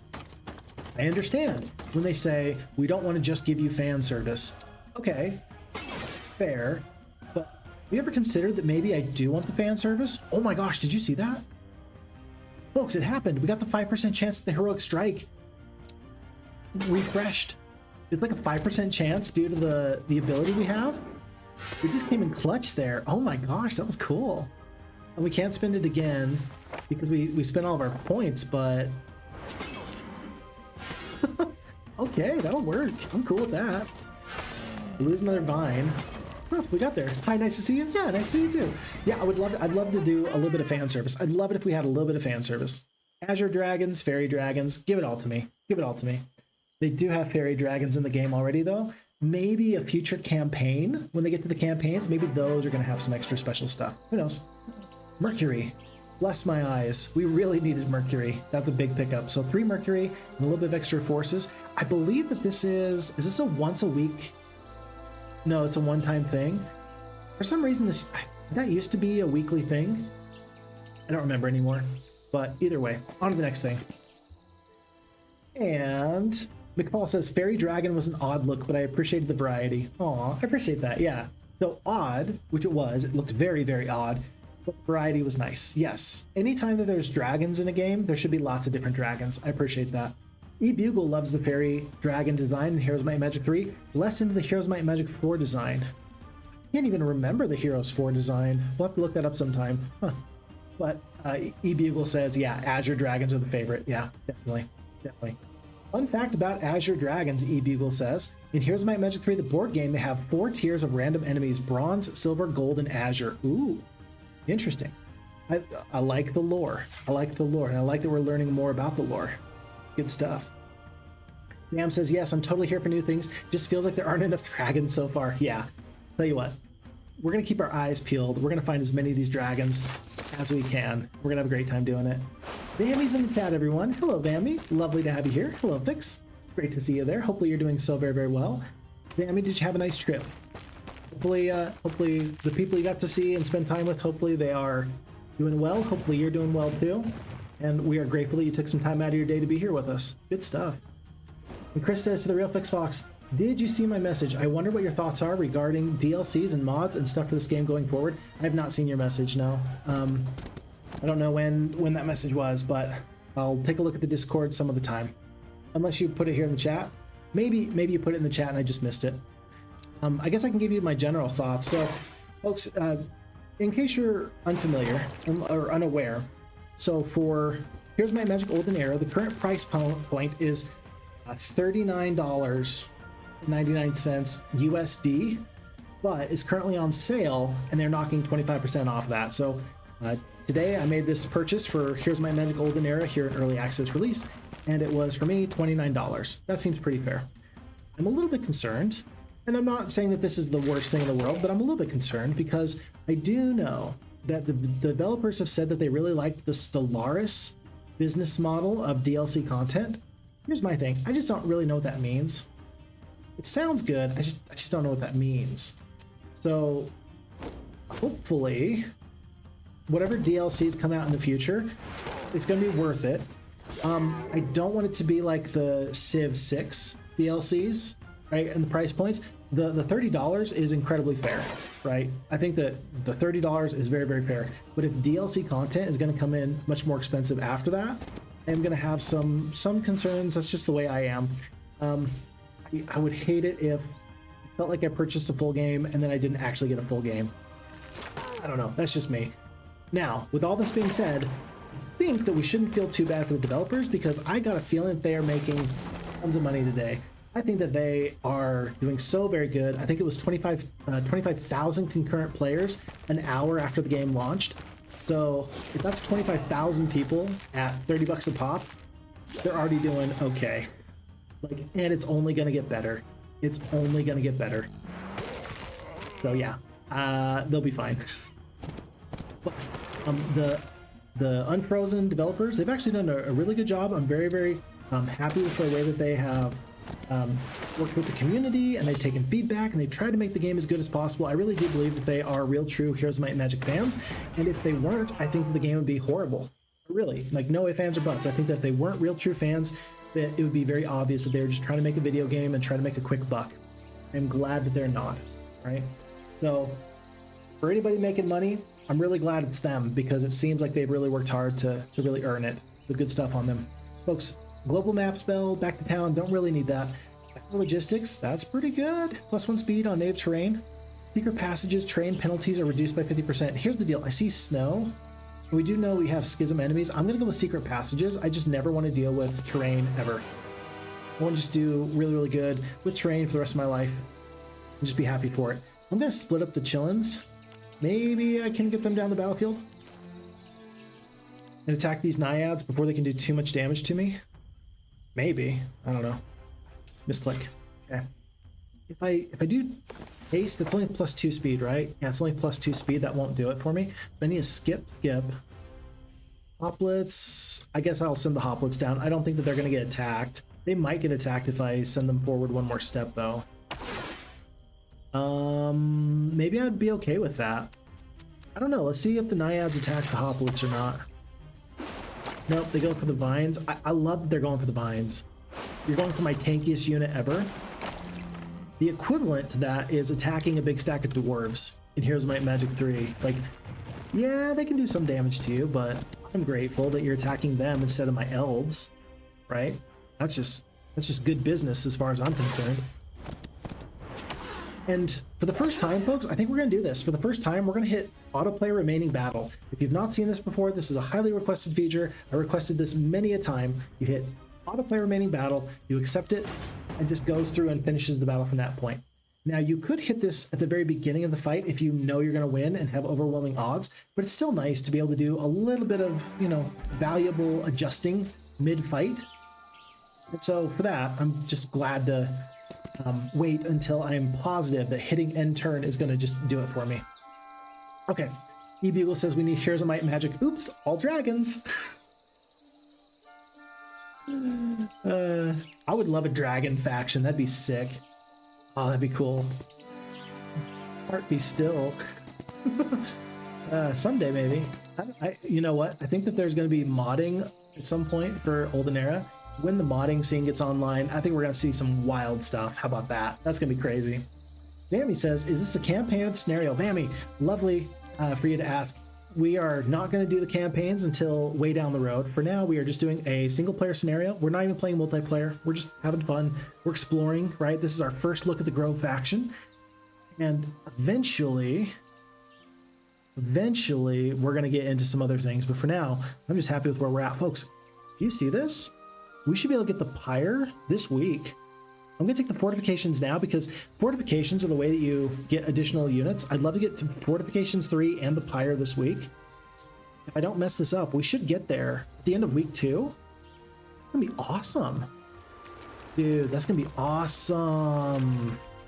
5,600 gold. We could probably get it next turn, and then we'll get the fortifications after that. Oh, we might be a little bit short on the ore. Heck, we might just need to take resource riches. Who knows? We got plenty of points to spend. Somehow I've let myself get up to 7 unspent points. That's a problem. You don't want that. You want to spend as much as you can. I'm going to do this elite here. I'm going to do it. I don't even care. I'm just going to keep... They're going to be the best creature in the world. We're going to upgrade them as quickly as possible. Yeah, and they're going to carry the game for us.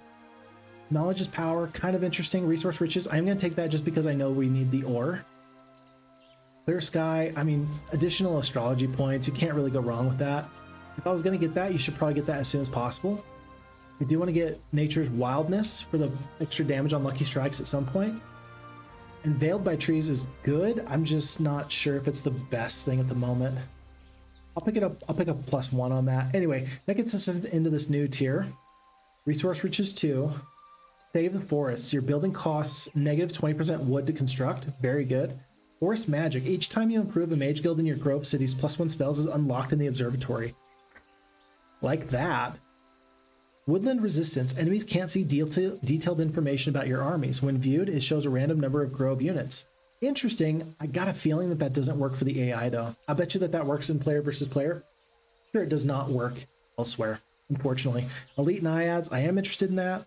And Nature's Resolve. All negative effects on friendly creatures last 1 fewer rounds. Pretty good. It's kind of like the Wean spell. Just pretty good. It's all right. Okay, folks. That's going to be the end of the day. On to the new day. But yeah, BAMGM is right, Mammy. It is a custom game, and we're just having fun with this. The template is the medium-sized map where... I forget what it's called. We're going to have to get into that a little bit later. But yeah, we're gonna let other people have a spoiler-free campaign experience. I'm not going to play the campaign for a week, so I'm going to be very sad, but we'll eventually get to that together. And... yeah. Chris just wonders if there's going to be DLCs moving forward. Yeah, not that I know. Voicer says, please, not the Paradox DLC model. I don't know. We'll see. B-Bugle says, Heroes Olden Era, $30 Barbarian and Wizard DLC, $5 million. Yeah. I mean, I want them to make their money. One of my favorite people is Winnie Marubaba, and he is a game designer himself, right? And... I really appreciate, especially like the small studios, the effort it takes to be good, to make a good game and to have a fun time. It does take a lot, folks. And I do want people to have the opportunity to, benefit from the fruits of their labors. I do want that. But also, price is an important thing. For example, if the game released at $60, if Olden Era released at $60, we would not be playing it right now. Straight up, I wouldn't purchase it. Not because I don't love Heroes of Might and Magic in general, but I just don't think I can get behind a price like that. And so now if we just give you a taste for $30 and then you have to purchase everything else later, like, okay, but in general, I Ooh. Ooh. Please let me just enjoy the game. By the way, these parasites are so gross. I love them. We did lose the footman finally, and one more of the vines. And these vines are so good. Love these guys. 5,000 gold from the Pandora's box, plus 1 attack from the Singing Sword. I don't think that there's anything else over here. No, there's not. So on to this battle here. We are picking up an additional 5 movement points per every single time that we fight these fights due to logistics. So I don't mind fighting these fights at all. I think I want to do this. Knowing that these infiltrators are pretty fast, I think that they're going to stay just out of range until they're ready to really kill me. I gotta get a web spell. Very much so. Okay, we'll do full weights. Wow, you actually moved forward. That's crazy. That's because nobody else could reach you. Oh, okay. At least the Qilins should be able to split their damage in a little bit. Defend. This guy is 50% reduction. This guy's 50% reduction, so it doesn't really matter.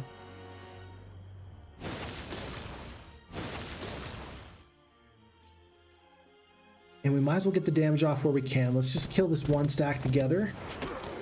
Ooh, lucky strike. Qilins are doing great. And now, I think that with this heroic strike, yeah, I should be able to kill all of these. At least I hope so. No retaliation, or like retaliation doesn't kill me. Yeah, it did a little bit more damage than I'd like. Oh, that's right, we can't do the healing water. Why do I keep doing this to myself? Guess we could do a lightning bolt. It's kind of late for the lightning bolt. It's kind of late for the thick hide. I probably should have cast the thick hide if you were going to do that. I think I'm going to lose a Qilin this round. Low morale. That's exceptionally good. Wow, and this guy skipped. Okay. Well, if he skips, I'm just gonna head on out and see if I can actually bring you down. We kill 11. And then 11, we killed 22 of the Bleak Infiltrators with the Fawn Archers. Good job, ladies. Super proud of you. Well done. And then they waited just long enough to die to a retaliation here. Perfect. Okay, I'm gonna do this a little bit smarter.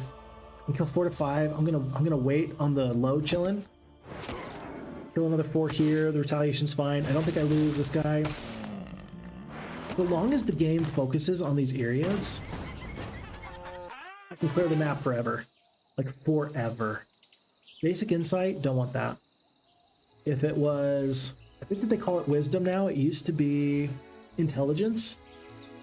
If I can find intelligence, I'd like that, because so far I don't have any mastery in any school of magic, and that's a bit of a problem for me. All right, we're finally going to go for expert murmuring, and the sub skills available. So 3 focus charges at the beginning of every battle, very important for the Grow faction. Just one more time, whenever friendly creatures or the hero spends focus, the cooldowns of all the hero spells are reduced by 1 round. Holy shnikes. That's pretty good. Really good. So, and that actually is interesting because of the basic combat, like the heroic strike. If I get the double heroic strike off, then the cooldown on a spell can be reduced by 2. Huh, that's super interesting. Burst of energy. Whenever friendly creatures or the hero spend focus, they gain 5% per hero level to the damage dealt with heroic strike. The bonus lasts till the end of battle. I mean, I'm really not trying to lean into my heroic strike that much, but okay. Strong connection. Whenever friendly creatures or the hero spends focus, the hero gains +1 to all attributes till the end of battle. Wait, you're telling me that I can just become a really strong battery? Like the longer the fight goes, the better off I am? It seems good too. These are all good. These are all good, folks. Thank goodness for developers that give you nothing but good choices.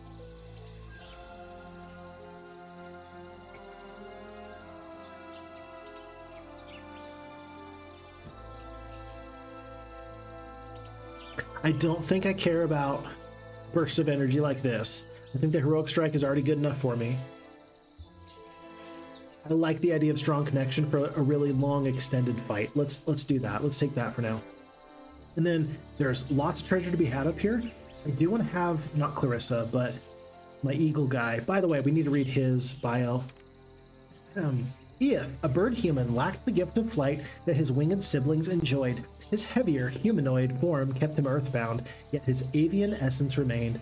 Refusing despair, he sought higher ground, discovering that while he could not soar, he could see farther than any bird. In time, his keen sight made him an invaluable scout for his village. His wings may have failed him, but his vision never did. That's kind of the way it is for me, right? You know, I'm like 6'4". I'm a tall guy, right? My family is not tall people because I'm adopted, right? And so, like, oh, I don't fit in with you guys. And they just look at me and they're like, yeah, but you can change the light bulbs.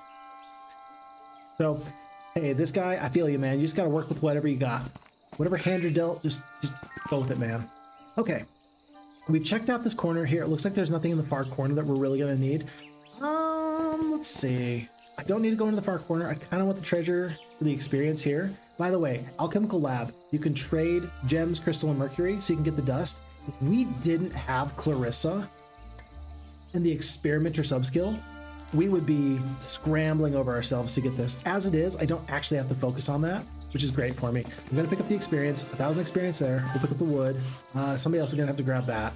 And we're just going to continue to clear out the map. We've cleared out all of this up to here, and we're just going to continue to clear. We have so many resources.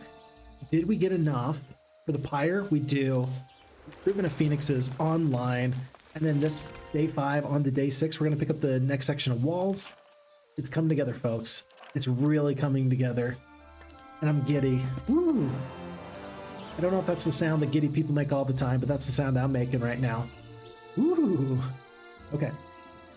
There's a stinging sword up here. I might as well get my heroes upgraded as well as I can be. Question for you. Am I doing too many heroes? Am I doing not enough heroes? I think that on this template right now, 3 heroes is about right. I could do 1 more. I just don't know where they'd go or what they do. On Apocalyptic difficulty, I don't know what they do. On lower difficulties, I bet you could get away with having lower quality heroes fight some of your fights. Right now, though, I don't know about that. Yeah. And let's see. Warrior says, I tried to get into newer Paradox titles as I love the older ones, but due to this, I bounced back. Same problems with the newer Total War series. So the distribution model, the money aspect of it, that can absolutely kill a game for you. Folks, Blizzard Entertainment, I loved Warcraft 1, I loved Warcraft 2, I loved Warcraft 3, and somewhere along the line, Warcraft, and more importantly, Blizzard, just kind of lost their way. I'm a little bit sad. I didn't want it to happen. I'm not trying to bag on them, but yeah. Disappointed when it all becomes about the money. Again, I said what I said. Developers should absolutely have compensation, good, fair compensation. They need to have a reason why they work on making a great game.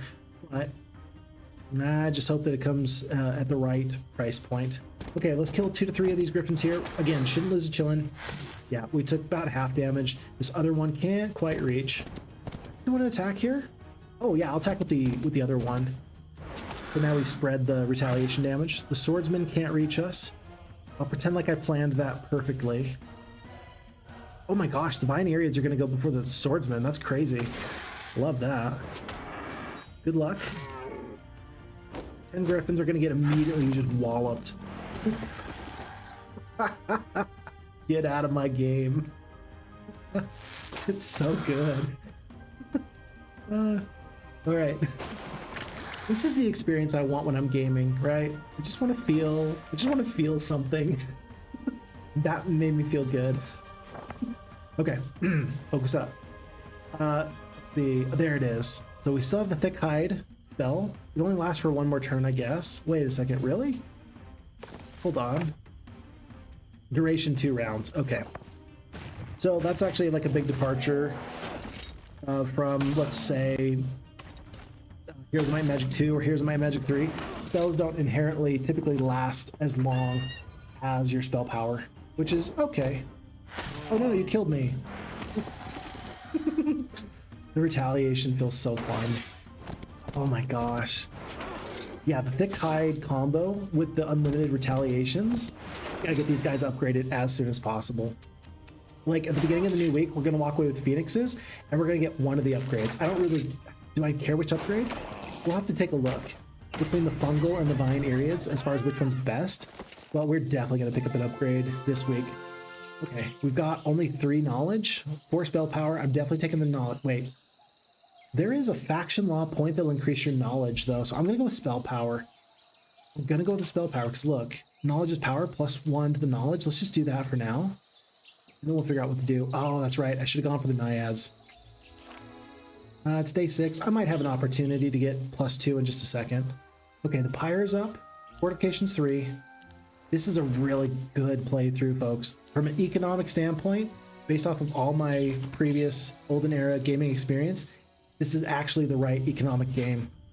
I don't think we're going to lose this fight. I'm just going to hit the auto combat and just see what happens. Yeah, no losses. Perfect. Just what I thought. And that saves us a little bit of time. +1 spell power from the magic wheel.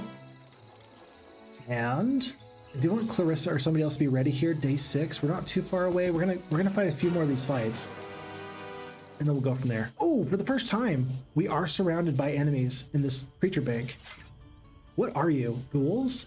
Oh, that's nasty. I love that. 20 HP, enraged. Creature enhances itself at the beginning of each round, increasing attributes. Oh, so the longer the fight goes, the harder it is.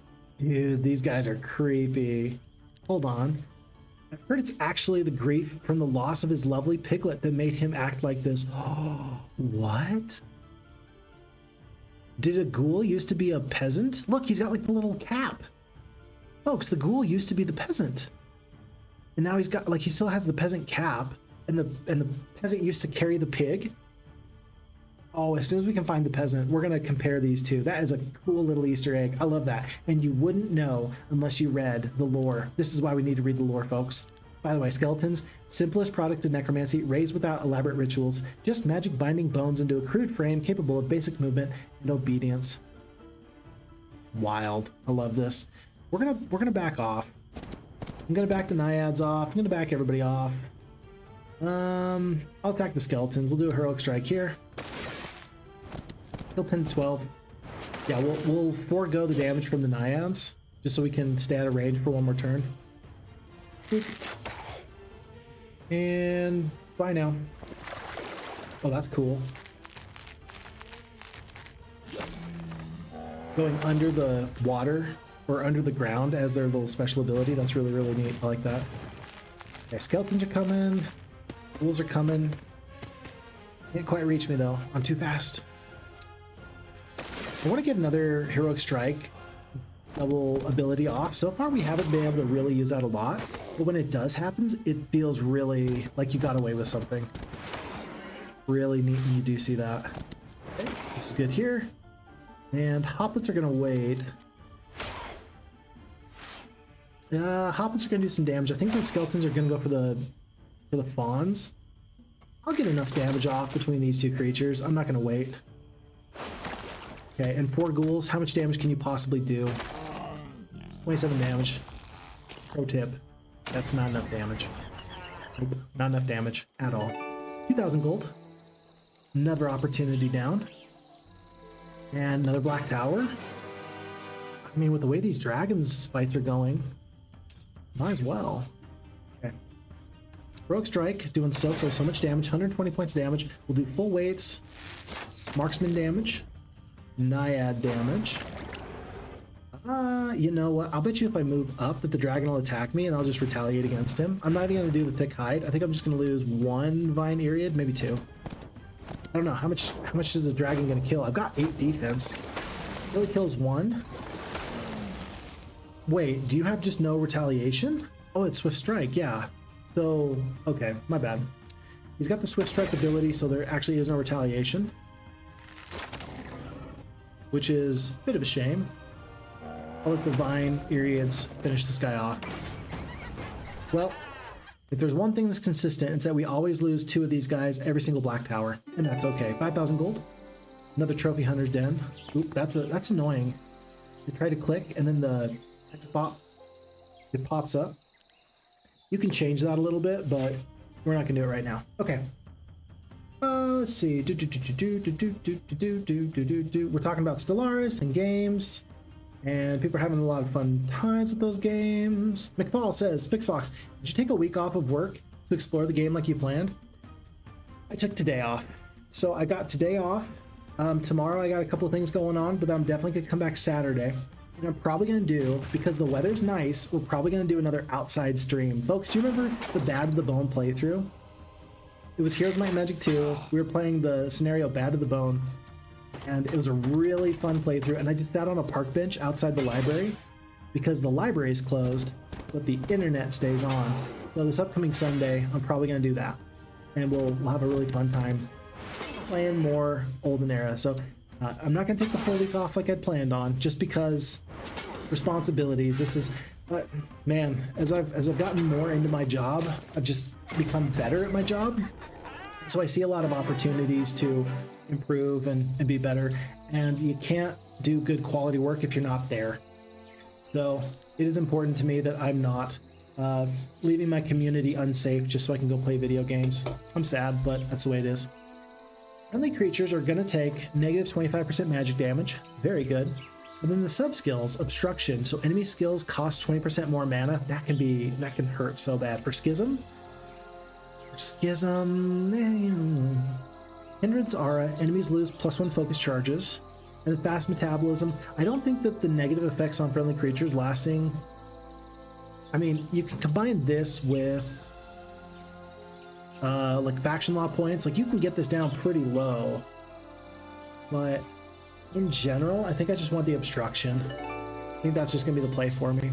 Okay, lots of gold, lots of resources. I wish that these enemies would join me. I'm a little bit sad that they haven't yet. I'm not like upset, I'm just sad. It feels like they could, if they wanted to. They could just join the ranks, and you know, let's all just have a nice time together. I'm gonna grab the alchemical dust. I might purchase a 4th hero in 2 days. I guess I got 2 days to get back here. You know, maybe I should just send my main hero back. We're gonna want to upgrade these Vine Eriads anyway, so let's actually wait. Let's not hire a new hero. We'll plan on going back to our main castle. We might even spend the night if we possibly can. We'll see about it. Okay, do I need to actually fight this fight? I don't think I do.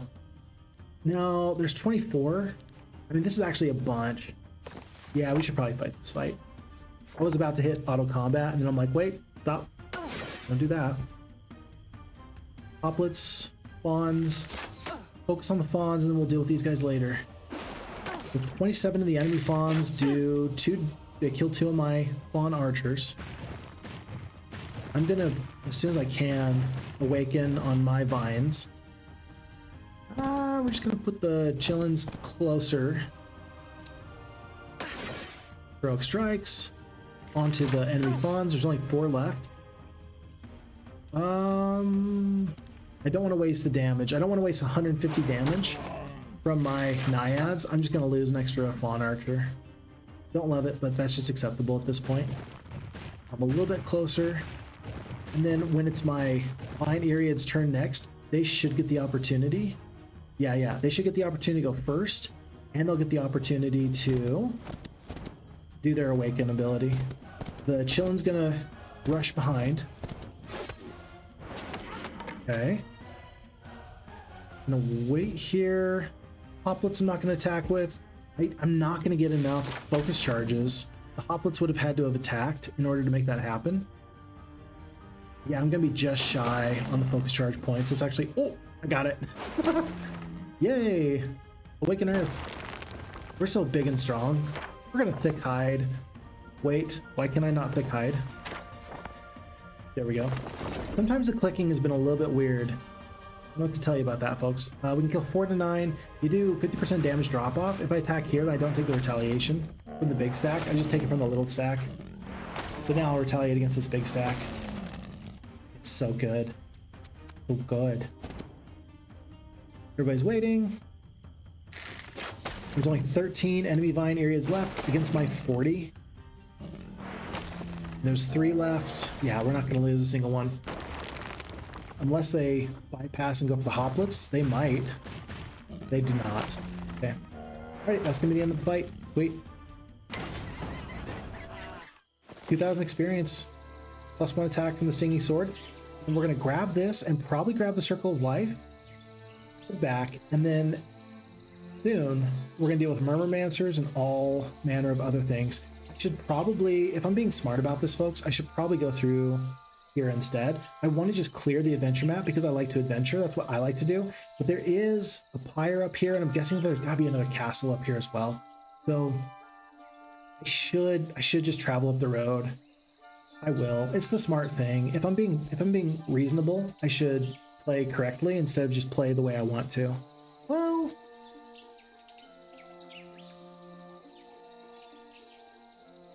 I don't know. Do you want to have fun and just explore? Or do you want to play correctly? It's actually a hard toss-up. I should probably play correctly, huh?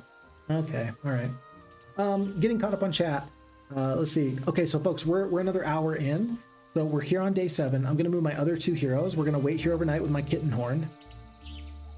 And then we're going to be ready to move on to a new day, new things fairly soon. We're gonna take that 5-minute break like we do on the hour every hour. And then we'll come on back in just a second. So for a final build, we've already got best upgrades here. I'd love to get the Shroomwood Shack. We would need 1 more Mercury, and we just don't have it. That's so sad. So since we can't make this upgrade, we can either upgrade the Naiads. That's right, we wanted the Fungal or the Crystal Eriads. We're gonna wait to look at the upgrade when we get back. And then at the beginning of the new day, we'll see what else we need to do. While I'm thinking about it, Magical Observatory, we currently have 2 points here. It takes 2 points to unlock Second Wind, 2 to unlock Pocket Dimension, 3 for Town Portal, 3 for Shadow Flight, 4 for Gate of Light, 4 for Dimension Door. I wish, is there a faction law point I can just immediately get extra astrology points? That'd be sweet. There's not, but that'd be so cool if I could. Yeah, all right. Well, if you want more fawns, we've already got all the elite areas we can get. Do you want some additional Naiad growth? I think it's pretty good. Let's get the additional Naiad growth. We'll spend all of our law points there. And then I'm going to save in the Magical Observatory. I'm going to save until I get up to either Town Portal or Dimension Door. Those 2 spells just seem pretty good to me. So, everybody's good. You're waiting, ready to get fresh troops to the front. Clarissa's waiting to get fresh troops to the front. We got 22,000 gold. We've got plenty of income. We're still missing Mercury and gems, but eventually we will get a mine, I'm sure. In the meantime, folks, I think that we need to head on up the road and find whatever treasures are along the cobbled path, but we will do that in just a little bit. So I'm going to get caught up on chat, and then we're going to take that 5-minute break. Chris says, my potato PC doesn't run it so well, sadly. Aw, that is actually really, really sad. I do think that Olden Era, like other games, you know, I think you're talking about other games, but Olden Era is actually fairly well optimized. It's only a 6 GB download. That's good. I've seen way too many games that just suck. Like, why does your game have to be 100 gigabytes download? Other people suck. Olden Era, 6 gigabytes? Good, very good. Fanny says, never say never. I might cause the AI to over or underestimate. Never say never. Might cause the AI to over or underestimate your threat level. It's true. It's so very, very true. I think that it'd be actually hilarious if you could toggle it on so that as you're talking to the game, because I can't be the only person that talks to the game, right? As you're talking to the game, it'd be very, very funny if it would hear you and say, oh yeah? Oh, this will never happen? All right, let's see about that. Oh, and Chris did pay 26 pounds for the Olden Era. Gotcha. Okay, good stuff. Chris says, oh, tell a lie. I do play another Paradox game, although it's only published through them, so it's not technically a pure Paradox game. That game is Age of Wonders 4. Love that game. I've heard great things about the Age of Wonders series. Be interested in getting into that at some point. Tammy says, hearing this Heroes 5 music puts me in a completely different mindset than the OE mindset. You know, music matters an awful lot. By the way, shout out to Chris Valesco, to the Heroes of Might and Magic Orchestra, and of course, Paul Romero, legend in his own right, for coming back and doing the soundtrack to the Heroes of Might and Magic Olden Era game. Like, I know that he did Heroes 5, I know he's done all the Heroes games, but it is a joy and a privilege to get to hear this music.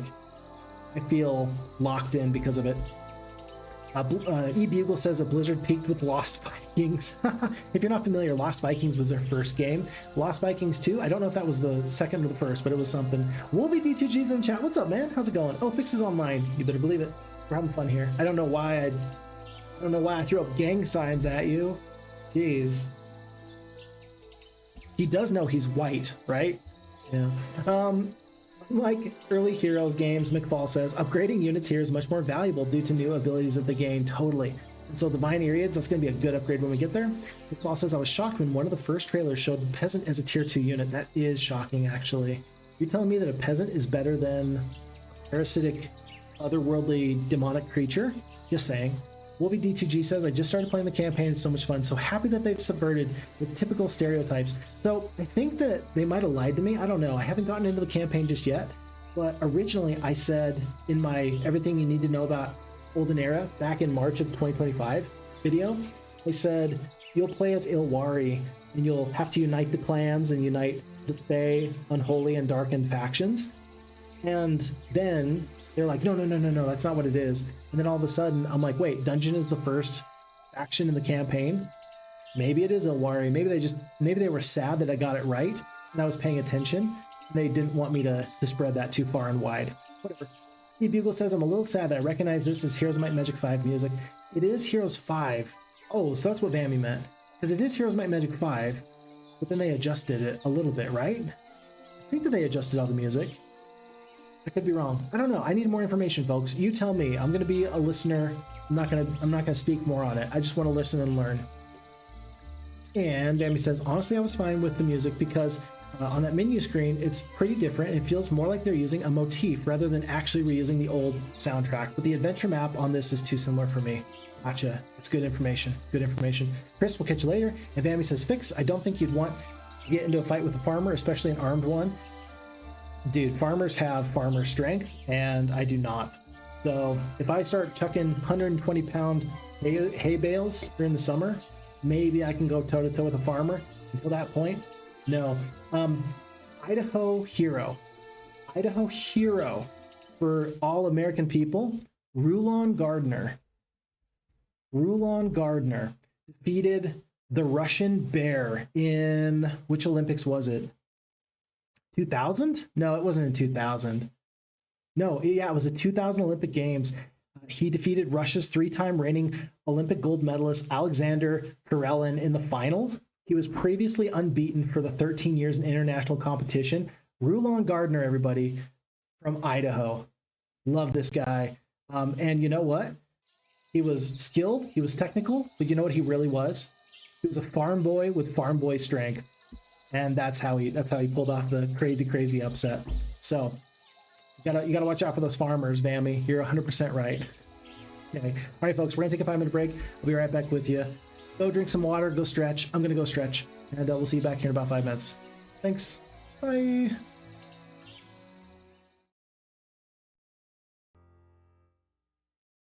We are back. I had to let the music complete because, of course, we're playing as the Grove faction here in Heroes of Might and Magic Olden Era. And if we're listening to the Heroes of Might and Magic 2 Sorceress faction music, you don't want to put an end to that. But folks, we're in a good place. We just need to hit end turn here and go on to the next day. So we're at the end of month 1, week 2, day 7. We are on to month 1, week 3, day 1.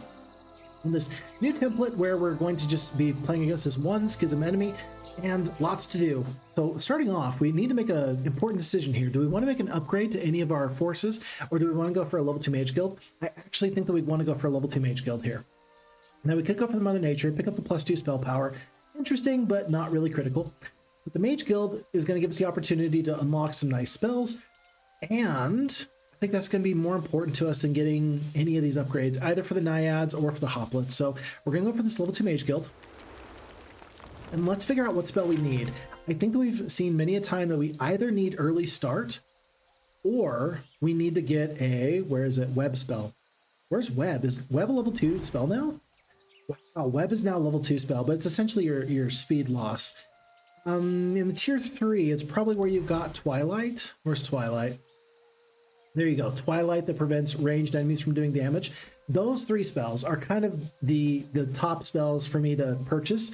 Twilight, Web, and either early start or haste if you don't have it. So right now, I think that with this level 2 Mage Guild, let's see, we just did pick up the Weakening Ray, which will remove counterattack charges. I do love that. Read Minds, really cool for the neutral creatures. I don't think that we're going to end up having a lot of creatures join us, but I'm happy for it.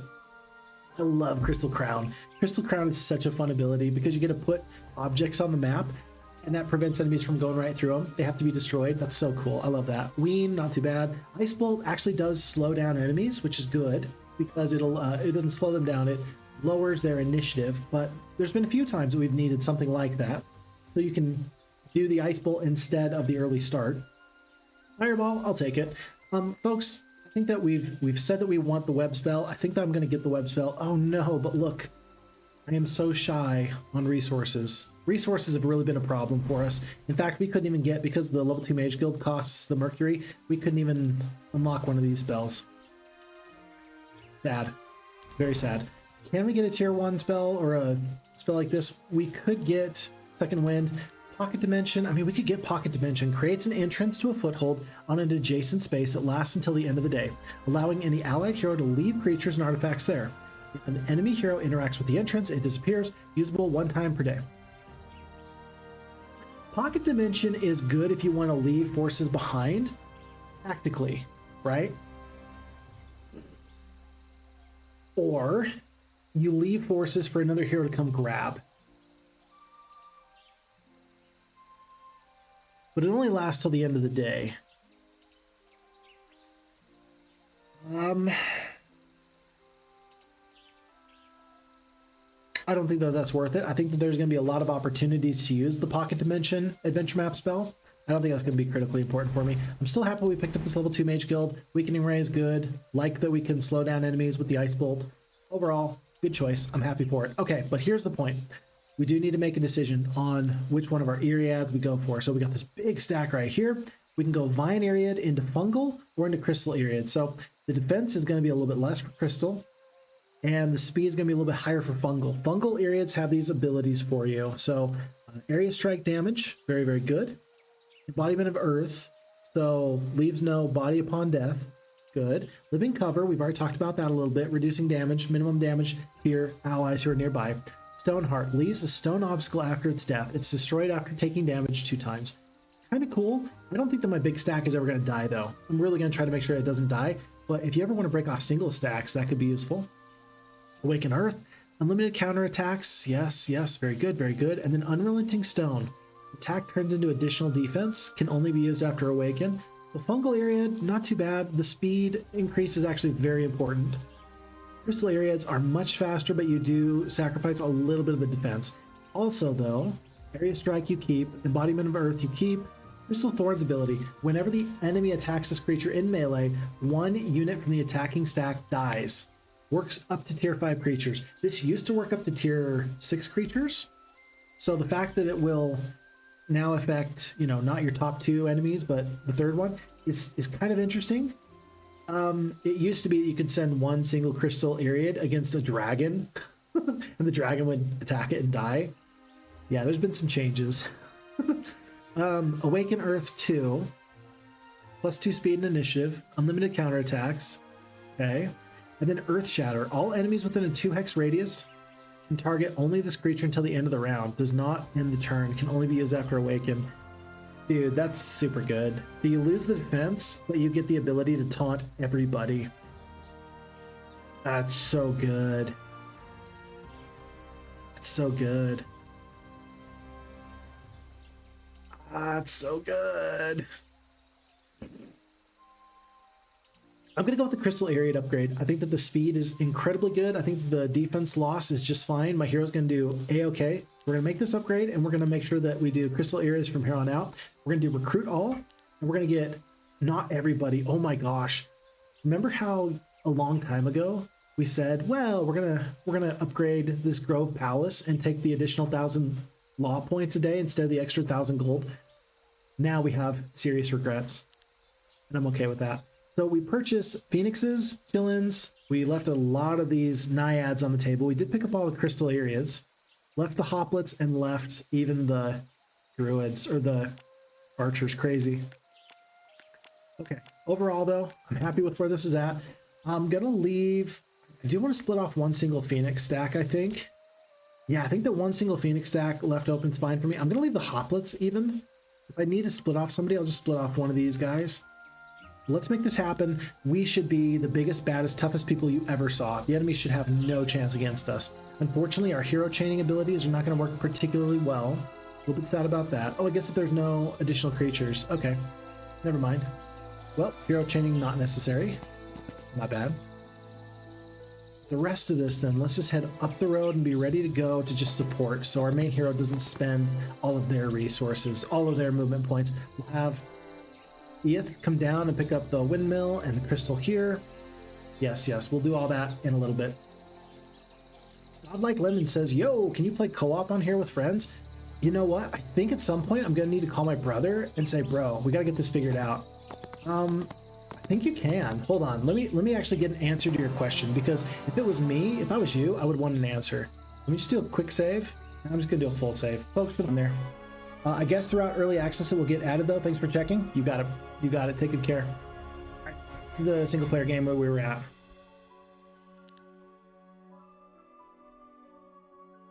And that was actually a missed opportunity. I should have checked to see which template we were on, because for the people coming in partway through, they're probably interested in knowing what that is.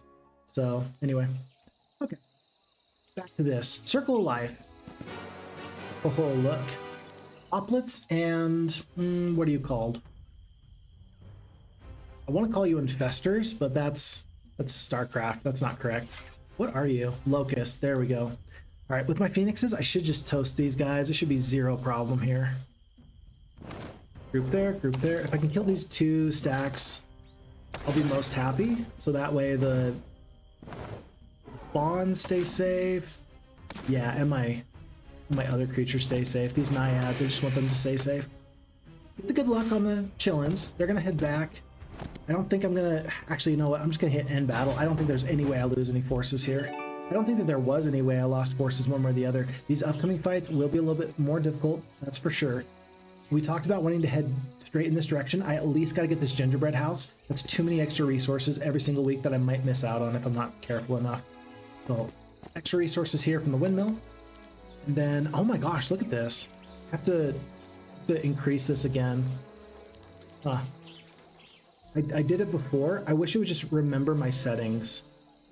Maybe I'm misunderstanding the way it should be done. I don't know. Okay. Naiads, woodland resistance. Oof. Okay. On to the new day.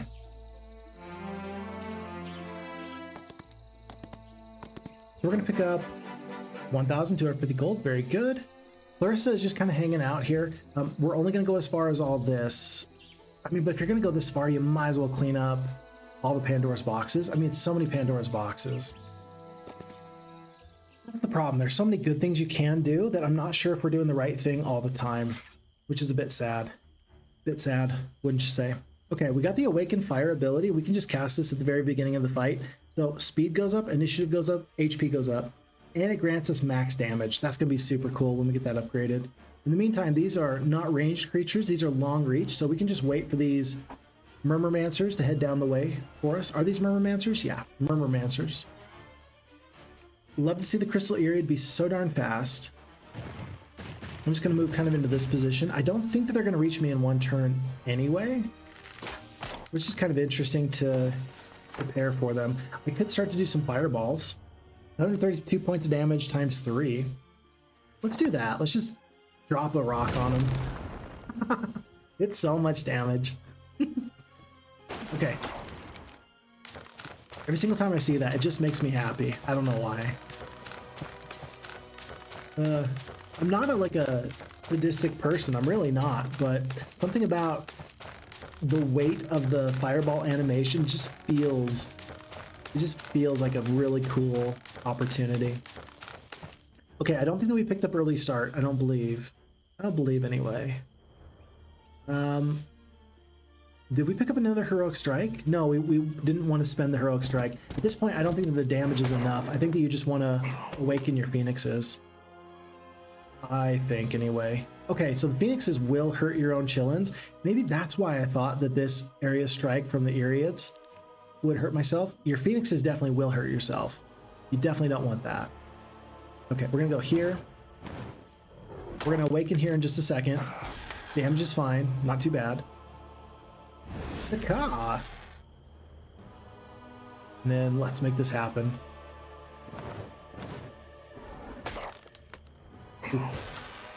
Okay, really cool. I do like the animations. The closer I am, the more I think I can appreciate how cool some of these animations really are. Can I heal my Phoenix? I cannot because they are an embodiment. They just don't do good with healing, I guess. Which I really am. I'm not upset about, but it's not conducive to me having the best time. How about that? Okay, I do want to make sure the Qilins do tons of damage. I think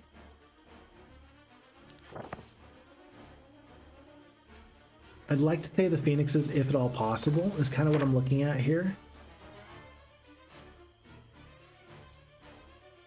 The colors look great in the game. My dear sweet wife really likes the game. Okay, good stuff, dear. Glad you're enjoying this. Yeah, the colors are pretty. I do enjoy them too. I'm gonna Ice Bolt this back stack. I don't think... Oh, look at that. At least the Naiads are going to get the opportunity to attack these guys next. That's pretty good. Well, I'll tell you what. Let's kill 4 to 5 of these Mancers over here.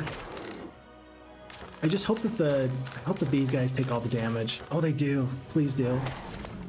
Yeah, please take all the damage. Save the Phoenixes. And let them just tank it. Good stuff. I need Rewind Life. Rewind Life is essentially your resurrection spell in this game. As tanky as these guys are, I just need them to step up and take very, very good care to kill where they can. And then take the damage and then heal the full. That's all I want at this point. Okay, good damage there. And we're gonna kill... I'll kill, I think, all of these guys. Most of them. Now here's the question, do you attack with the Phoenixes? I think you do, because these guys will retaliate, these guys won't. Yeah, so you'll take the retaliation from the one, and then the single Phoenix. I'll just attack here, we'll basically do the same thing. Good. With 8 here and 3 here, let's do a 1 heroic strike. Well, if I do my embody, then I can attack here with no retaliation. So we take 8 down to 1 with the lucky strike. Very good. And the initiative should be slower over here anyway. Did the Naiads or the Fawns take any damage? No, they're just going straight for the Crystal Eriads. It's crazy. Kind of can't believe they're doing that. Okay. We'll kill here. Kill here. And folks, that's going to be the end of this fight. Perfect. That's working out, though. Did I take snacks with me? Yeah. I got a couple of snacks. I don't know if a Pop-Tart counts as a snack. You're a snack. All right. Fix Fox, leave your... Don't flirt with your wife on camera. That's weird. Advanced combat. Heroic strikes deal extra damage. Expert resistance, though. So access to these subskills is pretty interesting. Magic suppression. New ability. Deal significant magic damage to the target summoned creature, scaling with the hero's level. That's sweet. Time shift, +1 rounds to the cooldown of all enemy spells. I like that. Enemy loses +1 levels on all schools of magic. Now that is pretty sick. I think that if you go with expert resistance, you almost always want to take draining. You want to go for the advanced combat though right now. I don't know how close we are to fighting an enemy hero. I'm going to hold off on the expert resistance for now. Heroic strike costs 1 fewer focus charges. Okay. Once per round after the first death of a friendly stack. If it was free, I would do this revenge, but I don't think it's free. Plus 10% damage based on the hero's level. I'm gonna go for the expert resistance. I don't think that the advanced combat is gonna be as good one or the others. Let's go for the expert resistance. Let's go draining. Still gonna be fun to have. 10k experience. We're gonna go straight into, I like recruitment, not here though. Advanced sorcery. Magical influence. Cooldown of all creature abilities is reduced by 1 round. Magic arrow. Grants a new battle spell. It deals magic damage to a single target. I actually really like magic arrow. Really like Magic Arrow. It's super nice. Raw energy plus 10% more magic damage dealt. I'm going to take with the Magic Arrow because it's free. It's absolutely free. And then we're just putting free stuff on top of free stuff. What is that? Ancient Crypt gives gold and possibly a valuable artifact. Ooh, this looks tough. Let's do it. Wait, let's do a single stack somewhere. We'll split off this one single guy. Maybe we can kill somebody. Big Fox Wife says, LOL, you're going to get hungry if you're there all day. Yeah, I took a couple snacks just to make sure that there was no problems. I appreciate that. You're looking out for me. If you don't look out for me, who will? That's right, it's my job. That's what we tell everybody. Look after you, look after your friends, look after your family, take very good care of yourself, because if you don't, who will? Okay.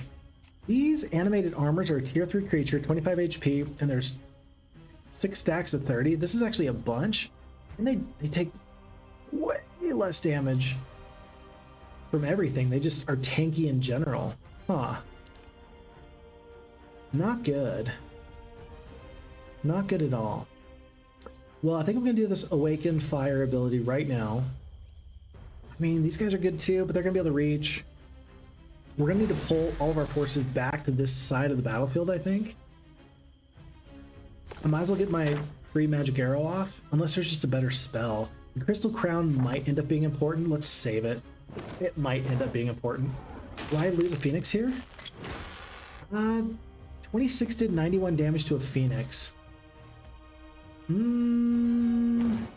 might take a lot more losses than I thought we would.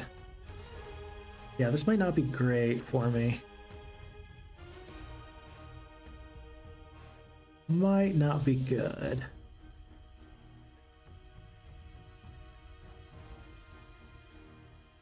Okay. Attack here. 4 to 6. What I'm going to do is this. I'm going to move my crystal down here. And I'm going to do the Crystal Crown ability 1 and 2. This single guy is going to sit right here. Is this the one? Crystal Thorns? No, this is not the one. The fungal areas are the ones that create a little critter upon death. But this way I can actually get the damage off of the Naiads without having to move this turn. Next turn I might have to move, but we'll attack here. Nobody can reach the Fawns, which is great. 50 are going to attack these 5 to 7 here. I don't think I want to use my Heroic Strike. I think the Awakened Earth is just going to be that much better, I think. Okay, so you got to sit here. If I was this guy, I would actually attack here so this guy could move up. Oh, cool. He didn't even mess with me. I'm cool with that. Yeah, don't mess with me. I'm too tough. Don't mess with me. Thick Hide.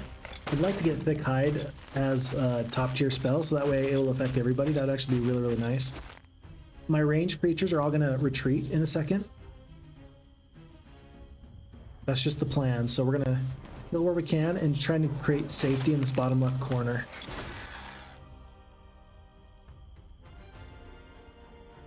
Kill another 2 here. I don't think I can create as much safety as I wanted to. Qilins are going to do lots of damage. I don't think I need to empower them. Unless I was going to attack, but I don't think it's a problem. We'll kill 5 to 6 here, because they've already lost their retaliation. Yeah, and the Naiads do need to get out of here. I could always do melee and just melee myself into them. Heck, I could do a Weakening Ray. No, I'm out of spell points. I've only got 9. Huh, not as good as I thought it was. We do our free Magic Arrow. This is on cooldown for another turn or so. Yeah, I just gotta get out of here, unfortunately. So I'm gonna do the Heroic Strike here. We'll kill 6. We'll split. Fawns are gonna retreat. Fawns might take a bunch of damage, actually. Fawns can barely not get out of the way. Openot's in the chat. Hey, Openot. How the heck are ya? Hope you're doing super well. Oh, PixFoxWife says, LOL, okay, have fun. Text or call when you're taking a break. You got it. You got it. You want to have cake later for your dad's last day of work? Gotcha. It'll be good. It'll be good, my dear sweet wife. Openot. Yeah, game was released today. Today. So I'm having a lot of fun. I can't speak for everybody else, but I am having a ton of fun. This is good. This is great. It's everything I really hoped it would be, if I'm being honest. I've got no complaints about the way the game is going, if that means anything to anybody. Okay, watch this. We're gonna go here. Yeah, we'll kill 2. So that maybe we save some damage here. I'm gonna step in front of this group of 30. I think that this group of 30 is not gonna attack. Hopefully. Okay. You see, I really needed to get my Awaken Earth so I could retaliate here, here, and here. That was my bad. But I'm just using the single stack to just kind of stay in the way. This turned into a much crazier fight than I would like to admit.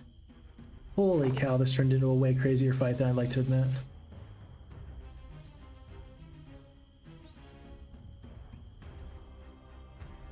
Okay, we'll kill here. A little bit of retaliation. Understandable, have a nice day. Retaliate here. And so, should probably do 1 heroic strike somewhere. Here, I guess. And then on the back end, 5 to 6. This position is probably not correct. Naiads are going to do 5 to 6 on this top stack here. Fawns, full damage. Awaken Earth. We are so big and tough. And let's just hope that the enemies do what I think that they're going to do and just surround me. Because if they will surround me, then instantly we're having a much better day than we were before. Yeah, we're losing 1 at a time. I've got to get Rewind Life. Open Out says, oh great, I saw you playing the demo, but only briefly. It feels too strange for me. For me, heroes means heroes too. I completely agree. And, you know, I think that that's going to be a question that a lot of us have for a long time, actually. Is going to be this. Where exactly is Olden Era going to fall in the list of all the different games? And I do not have an answer for you. I have no idea. I think that it could be... I mean, for some people, I think that it's going to be their favorite game in the series. For some people, right? For others, it's going to be just, you know, maybe it'll be somewhere in the top 3. It'll come behind Heroes 2 and behind Heroes 3, right? And I think that there's actually going to be some people that actually hate it. If I'm being honest, I think there are going to be some people that just hate it. Where's it going to fall for everybody individually? I don't know. It's really going to come down to it. But I do like that there's enough of it that feels like actual Heroes Might and Magic 2. And I feel like I have a pretty nice time. So I'm enjoying myself, and I'm looking forward to playing this quite a bit for the next little bit, that's for sure. I do plan on playing quite a bit of Olden Era in the upcoming days. So in case you haven't heard, the plan I think is to play today, maybe a little bit tomorrow on Friday, Saturday for sure, and then Sunday. We'll do an outside stream on Sunday. 15, I don't know if 15 is worth it. That's probably better than other losses if I hadn't fought the fight. This was crazy. Oh, look at this. Holy kittens. So the 3,000 gold is fine. What is this Shroomwood Bow? Eliminate range penalty for friendly creatures. Do you think that was worth it? Eliminates the range damage penalty for friendly creatures. So you're telling me that my Naiads are going to do full damage wherever they're at. Pretty good. Pretty good. At this point, I don't think I need to fight any more of these fights. I think I just hit Q and in the battlefield. Oh, I lost 3 Naiads. Look at that. You see, so I think I'm going to be fine, and then I lose these forces. It's not good. I just got them too. Okay. There is a Shroomwood Shack, which is good for Herbomancers. My tier 5 creature. It's the only creature I don't have yet. I think I'll just come back for this later. I think I want to attack these other fights first. Yeah, I think I want to fight everywhere else first. Okay, and this time we're not going to skip, because clearly we've seen that that's a mistake. Full skips. Open Out says, I'm also aware that Heroes 3 is generally most liked in the series. I bought Heroes 3 like 2 years ago, but I still wasn't able to play it. When I have time, I launch the current version and F Heroes 2 and try some map from the Discord or some classic one. You're saying everything I love, which is so true. Yeah, it's just there's something magical about Heroes 2. A little bit ago we were talking about the lore, and we found some lore bubbles in Heroes Might and Magic Olden Era.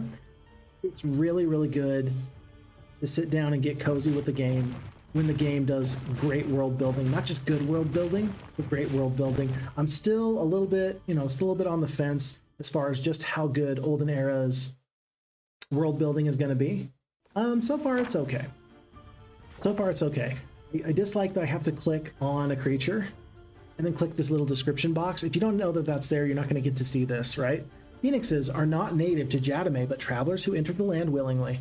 Nesting deep within the forest, they display remarkable intelligence. It is said that a single spark of flame is enough to bring it back to life. You see, if that's hidden, and if you're not reading that, you're not getting any lore. And that makes me sad. And thank you for watching all the Heroes 2 content. Yeah, don't worry, we're never going to stop doing Heroes Might and Magic 2. Yeah, it's just my favorite game in the series, that's for sure. So I really appreciate that. Folks, with my new Shroomwood bow, I think that this is actually great. The speed, the initiative, the HP. Well, the speed and the initiative, not so much. I still think this is a quality stack, but we're already going to be fast enough. We don't need to worry about enemies getting any closer to us. So let's just do full damage from afar. We are going to do the Awaken Earth ability here in just a second. Should I cast the Heroic Strike? You know what, I will. I'll get one bit of Heroic Strike off. Qilins will move up. Here. Here. Skip, skip, skip, skip. To here. Yeah, because this 31 is probably going to attack this one. But the goal is to have enough points in just a second. Oh, maybe I won't. Oh no, I thought I would have enough points. I was just shy. Cast my Awaken ability. I'll kill them now. They'll still be fine. They're like porcupines. When I attack them, they lose one. When they attack me, I lose one. Huh. Tier 6 creatures, I'm not going to lose anybody on this retaliation. Good. Lucky Strike, lovely. I'm worried about losing a Phoenix here, though. I really am. I'm gonna do Thick Hide on the 2-stack. I'm gonna help over here, and then I'll scurry over back. We'll do the Awaken, just because the extra HP is always nice. Plus the damage. Doing max damage can't be wrong. We'll kill 6. I'm just worried about this retaliation. 29 does, oh, less than a quarter of the damage to the stack. That's fine. I guess we're just not going to get this Awaken off. Not anytime soon, anyway. Yeah, we're down to 50% of the stack, anyway.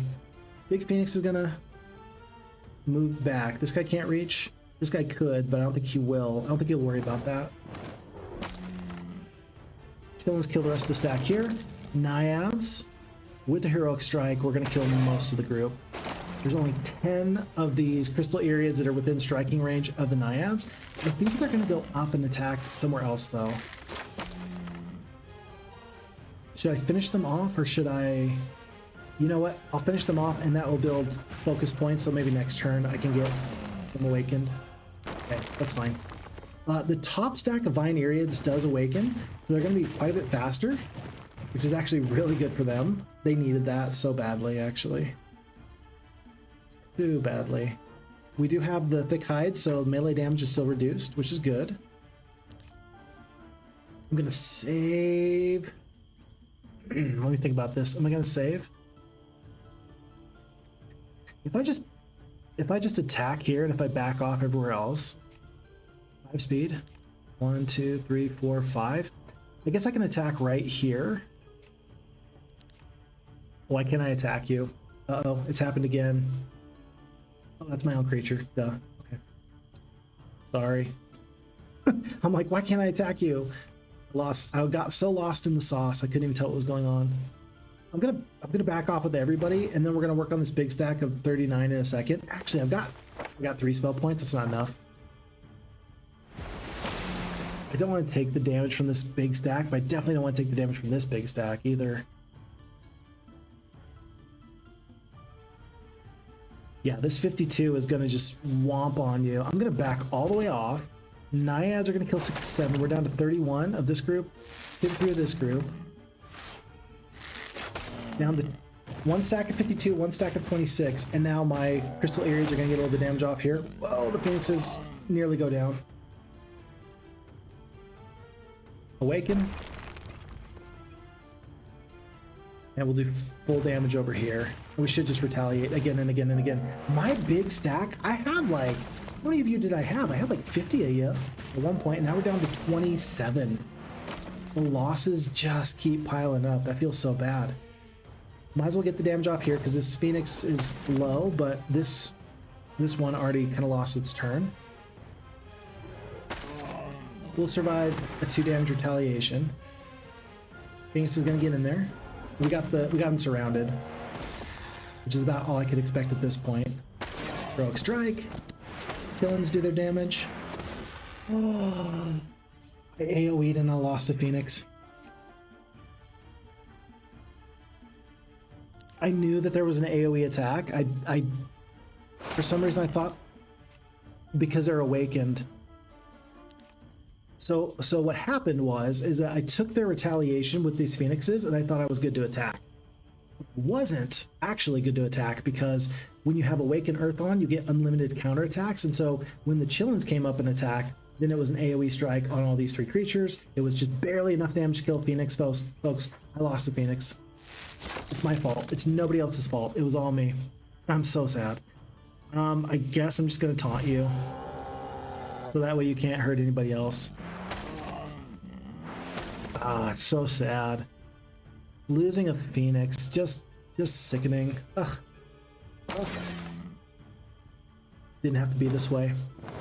Did not have to be this way.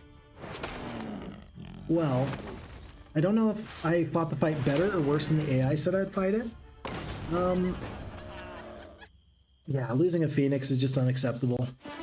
Completely unacceptable. I feel so silly. So sheepish, indeed. Hey now, hold on. Okay. If I go for Expert Sorcery, offensive spells ignore 20% of the target's magical resistance. Okay. I mage, all the spells belonging to the schools of magic the heroes learn gain +1 levels. I don't have any, so this is bad. Sticky magic. Everything lasts for 2 turns longer. Advanced combat. I think it's time to take the advanced combat. Heroic strikes cost 1 fewer focus charges. I'm going to do that. We're going to take 10,000 experience for our troubles from the Pandora's box. Overall, I mean, that was necessary. I just don't like it. The rest of these fights should be pretty easy, though. I'm so sad, though. Can you tell I'm sad? It feels good to learn. It feels really good to learn. If I do the haste here, we should get on top of that guy. Oops, never mind. Can't reach. Can't reach. So we're gonna... Do we wait? Let's just hope for good morale. Let's just go up 3 hexes. If we get good morale, then we're golden. My leadership has really not been doing it for me. I just have not noticed a lot of good, high quality... what do you call it? Yeah, I just haven't noticed a lot of extra morale turns. Double shot is good. Marksman does full damage at range. I still think that it's weird that the Astringers basically are just as good as the Marksman, but then they're double good at close range because, oh look, I do full damage here. Oh look, I do 50% damage twice, right? Still 100%. Anyway. Well, I do full damage too. So let's work on the Astringers first. We'll deal with the Marksman later. 5 of the Naiads goes down. Don't like it. Don't know why I ran my pawns up. That wasn't necessary. Losses are not acceptable. Oh my goodness. Heroes of Might and Magic Olden Era is a game of attrition, folks. And I am getting destroyed with it. Okay, let's go here. Looks like the Qilin can't quite reach. Naiads will finish off this 22 group of Astringers. Not quite, but nearly. Fawns will do it. How about? And at this point, yeah, the fight's over. It shouldn't be a problem. I'm just going to hit Q to end the battlefield when we have the chance, but losing 9 Naiads, just not the play. Just not the play. We'll pick up a couple of these Fawns, but we need to get them upgraded before we can really use them. And then finally, we're going to pick up 3 Mercury from this gingerbread house. We had to get this, so that way in the future we could always come back with a secondary hero, get the weekly resources. Without that, you're just really having a bad time. Let's pick up all the Pandora's boxes, and then we'll consider Underlayer. Yeah, we'll consider that after. I actually would love it if in one of these Pandora's boxes we got some troops. I think it's template specific, whether you get experience or troops. And also dependent on your starting area. Like, it just depends what your starting area is. Wait. I just like the heroic strike damage. I just really do. Magic arrow. Okay. And so maybe at this point we are only going to get, maybe it's literally, no matter what you do, only experience and gold. Maybe you got to get outside of your starting biome to get any amount of troops. Makes sense. I don't know if it's true or not. 105 of these raw shells. I don't know if that's going to be a problem or not. We'll have to wait and see. Okay. Phoenixes are just bamboozling these poor Agashoth riders. Here are 3 creatures. Actually, these are the upgraded ones. Agashoth Matha. Bit of damage here, bit of damage there. Yeah, I haven't seen the Heroic Strike replenish anytime recently. There's that Lucky Strike again. The Qilins just keep hitting that, which is great. Mathas go down. And Fawns finish this off. Okay, that is going to level us up though. Maybe the level up is going to be exceptionally good. I really want Daylight Magic. I don't think I want Primal Magic. Yeah, Primal Magic, unless they've made some major changes, is just the worst out of the 4 schools of magic. I currently have it, well, last I knew, before the game came out, I had it as Primal Magic at the bottom, Arcane, Nightshade, and then Daylight. So I really like to wait to get the Daylight Magic. I think especially for the Grow faction, I think the Daylight's just better. Let's go for Expert Combat. +2 attack, +2 defense. That's kind of interesting. Battle Thrill, once per round after killing an enemy with Heroic Strike, the hero can use it an additional time. Kind of interesting too. Reducing counter strikes. Yeah. You just want the +2 attack, +2 defense. I think that's not bad. I'm gonna take that. 1,000 experience, very good. And a Prismatic Nest, Gems, Crystal, Mercury after defeating the guards. I don't know how tough that one's gonna be, but we're gonna have to fight that one on another day. We've officially gotten to the point where we did a lot in this day. In case you didn't notice, for the logistics took us through 1, 2, 3, 4, 5 fights. I think it took us through 5 fights. That's just the power of being able to go as far and as fast as you want to go. And being a strong, independent kitten horn that nobody can tell you what you're doing. Okay, we just still need to get the Shroomwood Shack. We'll get the resources first thing in the morning. Treasury is kind of interesting. I'd like to pick that up. We need the marketplace. I've got enough wood and other things. I need to be able to trade sooner rather than later. Veiled by Trees. I wish I had picked that up a little bit ago. That would have actually helped. Nature's Wildness. I'm going to do this. I'm going to upgrade this once. Save the forests. Forest Magic is kind of interesting. I don't know if it's retroactive though. Don't need that. Don't need that. I'm going to pick up Veiled by the Trees too. And that's going to be the end of the day. We do have 12k gold. I guess the Clarissa could potentially head back into that direction. And she can help do that resupply. I'm going to keep the Fawns where they're currently at. Even though they're not upgraded, because of the damage that they're putting out, they're just doing just fine for me. Let's just do a full weight on everybody, and then we'll just hit in battle. Just to make sure nobody rushes towards their death. Okay. Atro's in the chat. What's up, man? Hello. Hello, it's good to see you there. Hope you're doing very, very well. 15 Faerie Dragons, and then 16 Kitten Horns. Do you think I can talk some sense into them and get them to just leave me alone? Maybe. Maybe. I'm going to leave the Fawns on their own. I'll keep my Fawn Archers a little bit more protected. Maybe I won't have to spend to keep them alive. Okay, so the Faerie Dragon, folks. Really cool creature. Let's actually read this. They may appear sweet and cheerful, but Faerie Dragons are mischievous tricksters. 1. The few creatures attuned to Enroth's raw magical energies. They wield their power with playful cunning. What do we think? I think that this is maybe the best iteration of a Faerie Dragon that I've ever seen. This might be the best looking Faerie Dragon I've ever seen. Let me know what you think, folks, but so far, like that. Tier 5 creature, 75 HP. That's a lot of HP we're gonna have to deal with. I don't know what we're gonna do there. Okay, they do have the blink ability, so I can't box them in. Magic immunity, no tier 5 spells and below. That means we're gonna heroic strike you to death. Mana Drinker steals 2 mana from the enemy hero at the start of its turn. Bubble of Silence. Adjacent enemy creatures can't use ability. Nullify. Dispels all negatives and positives. Banish summons. Okay. Faerie Dragons are kind of interesting. Kind of interesting. So then other opportunities here. It looks like these Kitten Horns are slow-ish. They're still pretty tough too, 40 HP each. Yeah, we're just gonna immediately heroic strike and take out 2 of these Faerie Dragons. I could awaken and then hopefully tank the damage on the retaliation. 15-15, 15 attack, 15 defense against my 43 and 40. I think I'm fine. I think I'm fine. I don't think I'm gonna die on this retaliation. They're more of like a magic specialist. They actually did 105 damage. That's more than half. And attack there. Let's work on these Kitten Horns. We'll kill 2 to 3. Kill 3. Nice. Lucky strike.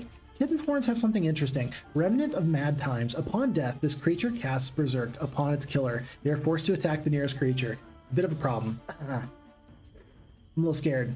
Patro's buying the game right now. You're hyped. That's what I'm talking about. I'm having a lot of fun, right? I'm having a lot of fun. Now I'm being careful because I don't want to say like it's good. So I don't know. I don't think I've played it enough to know if it's good or bad. I think it's good. I know I'm having fun. That's my self-evident truth I'm currently dealing with here, right? But I'm excited for you to go play it. We're currently not going to be playing, let's see. We're not going to be playing like the campaigns anytime soon because I want to make sure that you get the opportunity to go play those on your own. But all of this is to say that we're having a really fun time. And I hope that you have so much fun too. In fact, I don't know. I think that there's probably very, very few people who are currently watching a YouTuber or a streamer play. I think that most people are probably, well, unless you're at work. If you're at work, maybe you're just listening to somebody else play. But I would imagine that most people who are interested in the game are doing what you're doing and they're actually going to go out there and play. Okay, if I attack here, kill both these creatures, and I think that then I'll be mad, and then I'll attack the Faerie Dragons again. I think that's how it's going to work. So I attack the Kitten Horns, I become mad, and then I attack you. I'm a genius!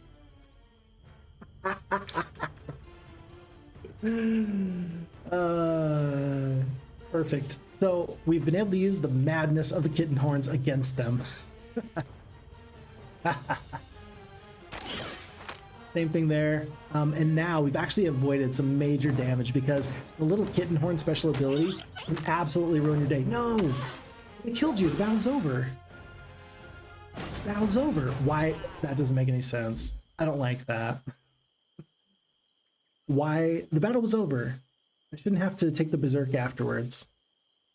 Okay, so we lost 2 extra Naiads that we didn't need to lose. My bad. We keep bleeding troops.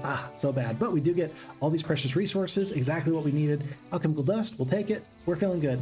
You feel like you have to buy it after 100 plus hours of the demo. I can tell you that there's enough quality changes that you're going to have a great time, right? Even though I know that you've been playing a lot of this so far, yeah, it's worth it. You're gonna enjoy yourself. If you like the demo, you're gonna love the game. That's maybe the best way I can put it. If you like the demo, you're gonna love the game. So I don't think that that's gonna be a surprise to anybody, though. I think that if you were already having a good time with it, you're probably gonna know that you were gonna have a good time anyway. Is it just me, or do the Wraiths feel incredibly weak? 8 HP, 0 defense. Yeah. I think with the Wraiths and the Phantasms and the Whites, you're gonna need to really focus on their initiative and their speed. Because if they don't get that first shot off to kind of keep their stacks alive, they're gonna get slaughtered. They're good. Not against enemy players, like human players, but probably not too bad against a computer, because you can just mess around and avoid damage where you don't want it. Okay. 112 these skeletons, down to 80. Magic arrow, down to 63. Do. And with good morale, skeletons are dead. I shouldn't talk bad about the leadership, because I'll say, oh, it feels like I haven't gotten good leadership for a while, good morale. And then that'll happen and I'll realize, well, you know. I am getting something. I shouldn't I shouldn't diss it too bad. I will do the magic arrow. I'll work on the cultist stack. Oh wait, these are stinging rush oath, so they're ranged. That's the problem. I'm just gonna take the damage from afar. We'll do a heroic strike. It kills 20. Even if I got good morale here, I wouldn't rush down the battlefield and attack. Cultists are not gonna have enough focus charges to cast their ability, but it's close. Down to 15, Stinging Rush Oath. One of the fawns goes down. That's okay. Oh, and the cultist did get just enough. So the cultist did cast. Where is it? Where is it? It used to be here, and now I'm struggling to find out. Because I've just been affected by Glance of the Abyss. Maybe it was Abyssal Tendril. Hold on. What did I just get stuck by? Glance of the Abyss? Yeah, and so it should be damage over time.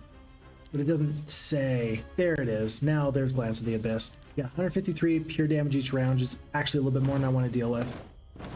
Maybe I can finish the fight before the enemies even get a chance to go again, though. Let's see. Mutant Bray, he is shaven. You're stuck at work and you're ready to play. I am so sorry you're stuck at work. Yeah. I hate to say it, but I did take work off today, so it's not like I don't have somewhere to be and stuff to do. I truly just decided to take work off. But I can also say that I don't regret that decision if that is if that's worthwhile for you. Mutant Bray, when are you next gonna play? So, because I know if you're not familiar, folks, with Mutant Bray is a streamer, does a lot of Heroes. Let's see, you do a lot of Heroes 5, I think. Yeah, I'm like 95% sure it's Heroes 5 that you particularly do, but you've also done a lot of work here on Olden Era. So if you are willing, please let people know when you're going to be streaming next, because I'm sure that that's going to be a good time. Oh, did we kill you? Hey, look, we didn't take the 153 damage from the Glance of the Abyss. We lose only the one fawn. Super acceptable, no problems. Campfire, +2 ore, and then another 5,000 experience from the box. So overall, we picked up like 5 levels worth of experience by going here to the north. Again, I feel like there was more we should have done to the south. I don't know. Well, these Dragonslayers, I do want to go through for the Quiet Eye of the Dragon in the Thunder Lair. But remember, we do have their heroes trying to bring forces to the front. It might be time to just bite the bullet and hire that 4th hero. Who's available? Vitania. Okay, we're gonna get Vitania because, folks, it's not that often that we get to see an old friend. Vitania has Spiritual Vigor, so +1 spell cap for the global map spells. And yeah, she grew up near the Murmur Woods, drawn to its quiet wisdom. After her parents' passing, she became Alvari's mage apprentice, traveling in pursuit of knowledge. Years later, she returned and saw the forest anew, alive with mana and secrets. She joined a druidic circle, embracing its magic. Now, she must choose: protect the woods she loves, or seek a truth beyond them. Folks, Vitania is an all-time favorite hero because she comes to us from Heroes 1 and Heroes 2. So, always great to see an old familiar face, an old familiar friend, as it were. Let's do this. We're gonna go for the Shroomwood Shack. Yeah, we're gonna go for the Shroomwood Shack now. Otherwise, I don't know when I'm gonna be able to pick up Mancers later. So let's do this now. Now let's send her. Clarissa's over here, so we'll go in this direction. We might be able to just reach before we have to fight these guys. Clarissa's going to make sure that there's no problems here, but soon, very soon, I want to make sure that my forces are up this road, right where they need to be. Should have taken this gem storage a while ago, but alas, failures on my part. We'll avoid that next time. Veiled by the Trees, I kind of want to wait on that. No, Woodland Resistance is not interesting because I don't think that the AI is going to play by those rules. Forest Magic improves the spells, the guilds. I mean, +1 knowledge. Let's just get the +1 knowledge again. And finally, we've got 3 points we can spend on Town Portal. We're going to unlock Town Portal. You got to be at least level 8 to learn this. I think that I got to go all the way back with my main hero now. We'll look to get at least a 3rd or 4th level Mage Guild, and then we'll go from there. In the meantime, we just need these troops the front so we can fight here. Wait, what? Days until game's end? 3 days? What the... Huh? Wait. What? Days until defeat? What about this template did I not understand? Hold on, hold on. We're gonna save. Let's fix Fox, obviously. We're gonna load.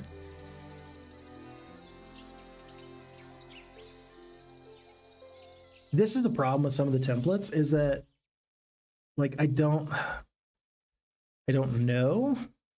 You don't know what you don't know.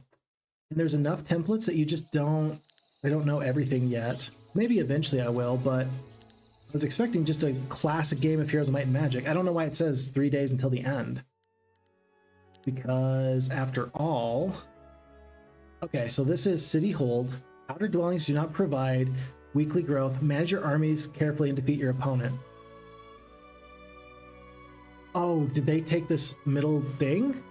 Victory conditions, get the central city. Oh, I'll bet you that they went up the road and they fought. Oh. And so they've got this city and I have to take it from them in 3 days or else I lose. I'll bet you that that's what it is. So, you see, I see City Hold is the victory condition. I'm like, what does that mean? So there's some tooltips that I would like to have a little bit of an improvement on. Feels bad though, folks. That feels bad because now I say to myself, everything I've done has been a waste. Literally everything I've done has been a waste. Because I wasn't playing to my victory conditions. Okay, well, let's do this. Let's send everybody over. Boop. Wait. Oh, we didn't upgrade these. I'm gonna take the fawns back. I'm going to take... Hoplets are gonna go in. I'm gonna get everybody else back so we can get some upgrades going. Like so. Yeah, but that's what happened. I just didn't realize. I guess reading is hard. Reading comprehension is tip-top for old Fix Fox here. It's not bad though. I like there's different win conditions, but it does bother me if I'm trying to play a classic game and I think I'm playing classic and I'm not. Okay, we're just gonna hold here because I think I can get all the way up in a little while. It's probably gonna be the best way I can do this. Please join me. It's so many naiads. I think I might lose this fight. Did you see how many naiads this is? Holy kittens. This is so many. By the way, Mutant Bray says, I thought about doing that, LOL. I was worried about the servers since it's day one of the release, but I might be sick tomorrow and play. Oh, there you go. But thank you, man. Yeah, mostly Heroes 5, and we'll now be doing Olden Era. We'll be either tomorrow or Sunday morning. Thanks for the shout out. Yeah, absolutely. Yeah, I love, there's a lot of great Heroes Might and Magic players out there, and I love when people are willing to put themselves on camera, right? Because it's a little nerve-wracking, and so I really appreciate that you're out there and doing it. So thank you for being out there, and thank you for doing it, man. Good stuff. Okay. Oh, and I must have done Battle of Champions. Yeah, so I think it's that hold version is what we end up doing. Yeah, okay. Well, if I awaken, +2 speed, I'll at least get to here. I think I gotta just jump on these guys as quickly as I can. Yeah, I don't love this. I do not love this. Holy cow, I do not love this at all. I could always haste. Yeah, I could haste. And awaken, and then I get across the whole battlefield. That means I get to take out 2 full stacks. At least I can't do full damage unless they did their own awaken. So I take a little bit of damage on that retaliation. Then this top stack here. A little bit worried. No good morale on the Qilins. Big damage onto the Dusk Hoplets. I'm going to continue to work on the Naiads though. It looks like that top stack of Naiads just sort of waited. I do have a Heroic Strike. I think I'm going to use that in the top group. And this is actually the first time we've seen the Mancers. Shroom Song. Once per battle, spend all focus charges to restore the hero's mana. That's actually kind of cool that you can do that. In maybe like a meaningless throwaway fight, you can get additional spells. That's kind of interesting. Swarm of Bees.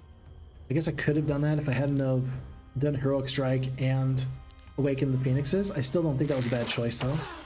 Okay. Taking a bunch of damage. Qilins, lose one. Lose some Dusk Hoplets. Okay. Crystal Iriads do get a bunch of damage off onto these Hoplets. That's nice. Lucky Strike, and only one goes down. The stack of 26 did their best to stop me. It was very effective. When Qilins can get to here, I'm going to do it like this. We're going to go Heroic Strike to the top. Phoenixes are going to stay on these Naiads here. 6 to 8 of the Naiads at the back end. So the Qilins are doing a good job. Everybody's doing a fine job. I just wish I hadn't messed this up. Yeah, I don't think I need to do an Awaken there. My Hoplets, they'll get a little bit of damage off. 2 to 4. Yeah, no retaliation, that's fine. Swarm of Bees or Shroom Song. Tell you what, I'm just gonna do the Shroom Song just so that way I can recoup a little bit of mana. We go from 5 up to 17. Why was it 17? Hold on. Oh, 4 for each focus charge spent. Oh, that's sick. Oh, I love Mancers. They are so good. Oh, I love that. My day is so much better now that I realize what they finally do. Okay, good. And this is what I'm talking about. When it comes down to getting experience, the more experience you have, the more fun you have. So far, so good. Okay, a little bit of damage from the Naiads. Big stack of 19 is going to Awaken. And so then that way they can shoot past my Qilins. All they do is attack the Iriads, which is kind of meh. Well, folks, we might have done it to where we put this on Apocalyptic difficulty, and Apocalyptic difficulty is maybe gonna overcome us. Maybe it's more than I can handle at the moment. If the enemy's already captured that center city, I don't see, like, we'll get through this fight, but I don't see how we're gonna be able to get through all the enemies between here and that castle. And even if we do, I assume that the enemy's got tons of forces. I don't know, maybe I'm just very impressed that the enemy was able to get all the way there. Maybe I'm impressed, maybe I'm not. Okay, at this point I think I just hit Q to end the battle. Losses are going to be okay. And we will pick up the Expert Sorcery. Piercing Spells. And we'll pick up anything just along the way, but we can't do much else. So we'll take experience. We are sprinting, absolutely sprinting. You're going to get new troops, and then we're going to hero chain back. So Clarissa, Vitania, yeah, you got to get down here. One of us has to be able to reach in just a second. Are there any final purchases? See, we didn't even get additional spells. We didn't even get the right spells because we weren't really prepared. I think that this is it. Because there's no forces really to purchase here. Everybody's been recruited. We just hit end turn and just go on to the next thing. Even a Dimension Door would be okay. Mutant Embrace has Deaf and knowing that it's not more obvious what you're playing though, but I'm glad they have a good amount of variety. Yeah, the variety is good. I mean, yeah, can't be sad about the variety. So, yeah, really definitely want to be as more positive than anything. If we're not being positive about the game in general, then I think that we're just being robbed. We're robbing ourselves from enjoying something. So I'm going to choose to be positive here. And again, I mean, has this been a waste of time? No. Has it been fun? Yes. But it does highlight something that I'm a little bit worried about with, like, say, for example, the online competitive play. I do worry that people are going to just get really good at specific templates. And I know that there's a pick ban, and I know how all that works, but still, I'm just a little worried. Ooh, Redwood Observatory. I actually do need the well, I think. No, we don't have time. If you're gonna possibly win the scenario, you have to actually sprint. Oh, geez, yeah, I don't beat Thunder Qilins. For sure. Like, for sure I don't. Huh. Alright, well, we'll hit end turn. Days until the game ends. 2, 1. I don't know if this is like the last day then, or what. But clearly on this template going in this direction, not the play. Not the play at all. Well, days until defeat, just one left. Yeah, I think you gotta try. Yeah, we gotta try. If we fail, we fail, but I think we have to try. Otherwise, we're never gonna possibly win. Miss Qilins, 135 HP. Folks, there is at least 3,500 HP worth of troops here. I don't think we can kill 3,500 troops worth of HP. Fireball, 182 points of magic damage. I think you might as well start blasting them. 3 at a time. They're going to be very fast, but not fast enough to get all the way down the battlefield in the first try. Thankfully, I do have the Phoenix, so we're going to be... I don't know, we're going to be able to at least survive one extra round. We're going to get to go first next turn anyway. Did I... Let's see. We've got 3 focus points. Should we awaken Earth and then Earth Shatter so that way we force people to attack us? I think, unfortunately, we need to do that. Can't do it now. If we go to here, nobody can quite reach. But when it's our turn, then at least we can get the taunt off, and maybe we can save some of our backline forces. Possibly. What I'm checking is I'm checking to see if they are ground-based troops or if they quote-unquote fly. They do not fly, which I'm good with. So we gotta... Is this a free heroic strike? Yeah, because heroic strikes cost less because we took that ability. Let's actually do it here, so that way we'll take less damage on this retaliation. Okay. We are immune to Fireball, but we can't cast it. I can do Crystal Crown, and I can keep the Naiads safe for a little bit longer. That might be the best spell I have at the moment. Just right like that. Do not love this at all. Yeah, we kill another 2 here. Phoenixes are going to kill a 3rd. Yeah, Phoenixes are doing their damage. They've been great for us. When I completely left the pawns out to dry. Whoops. Oh. Bad. Are you still going to attack the Crystal Ariads? Looks like a little bit, but not too much. I mean, with 16 attack, 14 defense, like we're not bad. We are not slouches. Yeah, and we are getting all these retaliations off, which is nice. But it's just not enough. We would need a much bigger stack. If we had rolled... Yeah, if we'd rolled down the road just with the forces we'd had, with maybe like 2 upgrades, I think we would have been in a much better spot. Much better spot. I'll just take some enemies off the top where I can. Once and twice. We're gonna do a hefty bit of damage here, I think. The one here. Hoplets I'm just going to defend so that way they can stay where I want them to be. With only 8 spell points left, I'm going to do the Shroom Song. Yeah, sacrificing the focus charge points, maybe it's not the best play, but maybe it's not the best play. Okay, a little bit of damage here, AoE. We didn't have enough for the taunt, but then again... Now we got the spell. Oh, I thought it said we only had 1 more turn before the fireball was active next turn anyway. I guess I misunderstood that. It was 2 and now it's 1. Okay. Yeah, I'd really love an AoE damaging spell. Energy Blast is probably really good for the Grove faction. With 1 Phoenix left, I think the damage here is just about fine. And the enemies are gonna all get to go. 1, 2. Wow, going for the Hoplets. Okay. Urban Mancers take a bit of damage. Stack of 4. Crystal Ariads. Okay.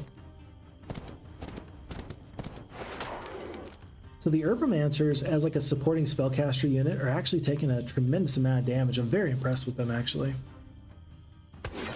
Very impressed indeed. Lucky strikes from my Qilins. They're doing a great job. Naiads are still doing well. Hoplets just want to stay put. And do our melee onto this top stack of Qilins. We didn't quite kill him, and so they got a little bit more damage off. I will kill you now. Didn't get to kill you before. I will kill you now. I'll be quite grateful for it. I'm gonna do the Earth Shatter, so that way everybody is taunted and has to attack me next turn. Not all these guys, but everybody else. Oh, you lose your turn. I didn't realize that you lost your turn. What? Allows the use of other abilities, lasts till the end of battle. Embodiment of Air, scintillating scales. 30% bonus magic damage, lightning fast, immune to all effects that restrict movement, embodiment of air. It didn't say, oh, mist form. The creature ignores obstacles and takes negative 35% damage till the end of the round. Okay, so mist killing can do that. Gotcha. Gotcha. Good information to have. We'll attack here with the Phoenix, get a little bit of damage off on this top stack. Yeah, but I think we're gonna win this fight, and we're essentially gonna lose the war. If I could just see the town that we should have gotten to, that will help me for future playthroughs. That way I can just play to the best of my ability. Naiads are gonna do their awaken, so that way they can attack over here. So what exactly did my Earth Shatter do? I thought you were only allowed to attack here. No, am I mistaken? Am I mistaken? Maybe. Yeah, Hoplets are gonna just take this retaliation.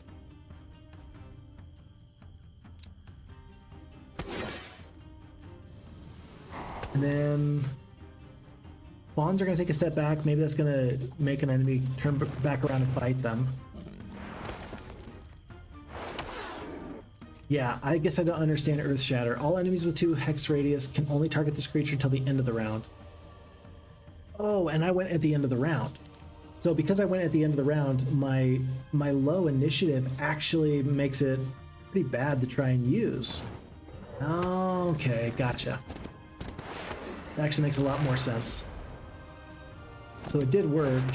It's just like casting Blind in Heroes Might and Magic 2 at the end of a round of combat when you only have 1 spell power. Yeah. Okay, I understand it now. Do our damage where we can. Oh, not the bees! Swarm of bees. I don't know why. I just love the idea of swarm of bees from the Herbomancers. It looks like it's just like a click damaging ability, which is actually really, really nice for somebody that has a long reach attack, so that way you can get down the battlefield, and as you're getting down the battlefield, you might have the opportunity to still do some damage from range. You're like a pseudo ranged creature. You're not really ranged. You're kind of ranged though. Kind of ranged.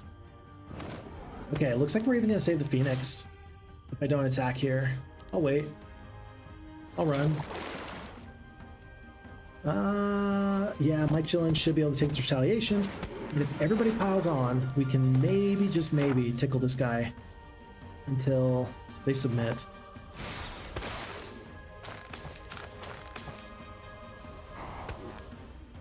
Slowly. Slowly. Slowly. That'll do it. Alright, folks. Whew. I mean, we won. I don't know if we talked about attrition earlier. We lost a lot of units leading up to this point. When we had a stack of 50 of these crystal Ariads, I think that we had a much better shot. We could have done this whole thing, right? Heck, if you have this unit, you might want to just get to a level 3 Mage Guild and go straight for the taunt spell. That might actually be the play, so that way you can actually get great use out of them. So now we're into this area, but it's too late. Right? Up the road as far as we can go. Is this it? Did we find it? Wait, did I find it? Can't reach. Am I one day too far away? Okay, blue guy. Oh, no! Ah, rats. Enemy has finished placing their creatures, and now I get to lose. Alright, at least we had fun. I'm guessing that this is their main hero. 7 attack, 10 defense, 14 spell power. If we're comparing heroes, I like my hero. Yeah, I don't dislike this. It's not like the times I've tried to play online And I just run into somebody with 30 attack and 30 defense in like week 2. People be crazy, yo. Okay. Well, clearly this fight is not going to be a win. In case you're unfamiliar, though, the Concubine could probably win this fight by themselves. All the other supporting creatures on top of that, yeah, it just makes it quite a bit worse. Yeah, I'm going to haste on the Phoenix and Awaken, just so that way I can reach the Concubine. They can shoot past me due to their nimbleness anyway, but I still just want to get on top of them. So the Phoenix is going to die very, very quickly. If I was really playing to win, I guess you'd keep everybody back and just try to absorb the first round of combat damage, but I don't think that's really going to work for me. Down to 14 to the Concubine, that's 8 already passed. Ooh. The Phoenix dying is actually kind of fun to look at. That was, what spell was that? That wasn't Dorith's Tide. What spell was that? I forget what spell that was. But everybody just ate a big bit of damage from that arcane magic spell. Folks, unfortunately, I think that this is the end. Defeat. At least we got to the castle. Like, at least we got to the castle. And so it's actually not that far away, because we got there from that starting area in, what, 3 days? Granted, we had logistics, but we got there in 3 days. That's pretty good. That's pretty, at least we got there. At least we got there. And we actually, with a few extra troops, if we had survived the Qilin fight a little bit nicer, I think we actually had a chance against that final enemy hero. And this was on apocalyptic difficulty. This was the toughest the AI could be. I wonder how a player would do it. I'm sure that at the beginning, for you folks, as you're playing multiplayer online with Olden Era, I'm positive that nobody's going to know what they're doing, which is great, right? Like maybe you'll run into somebody that does a lot of Heroes 3 online competitive play through Horn of the Abyss, and you're just going to get smoked. Like that happens, right? That just happens sometimes. But in general, I think that nobody knows what they're doing. And so I'm hoping that their appropriate levels of like beginner versus beginner elo fighting and matchmaking, I hope that does exceptionally well. We'll have to wait and see. Okay, I'm gonna get caught up on chat, and then we're gonna take a 5-minute break, and then we're gonna get back to it. Okay. Defeat. I feel like I should just take like a screenshot of this. My first official Heroes of Might and Magic Olden Era action ends in defeat. The first of many. Let's see. Mutant Bray says, yeah, a lot of the Grove faction flows so well. Many creatures' abilities and focus points just mesh nicely. Definitely excited to try them out. Please do. Yeah, let me know what you think about them, because honestly, I like the flexibility, but I feel like you can get a little bit drunk off of the flexibility of having the faction law points and, the focus charge points and having so many of them readily available for your faction. I think that if you then try to switch to another faction, it'll be much, much more difficult. So people that main, or really play a lot of Grove, I think that they're going to really struggle to play other factions because they're going to get so used to having a lot of flexibility in that way. We'll see about it. But yeah, Mutant Bray will eventually figure out the ranking and stuff, but yeah, you're worried about toxicity. I do worry about toxicity, but there's no chat. So it's not like you can trash talk your opponent. Like, I don't really know any way you could really trash talk your opponent.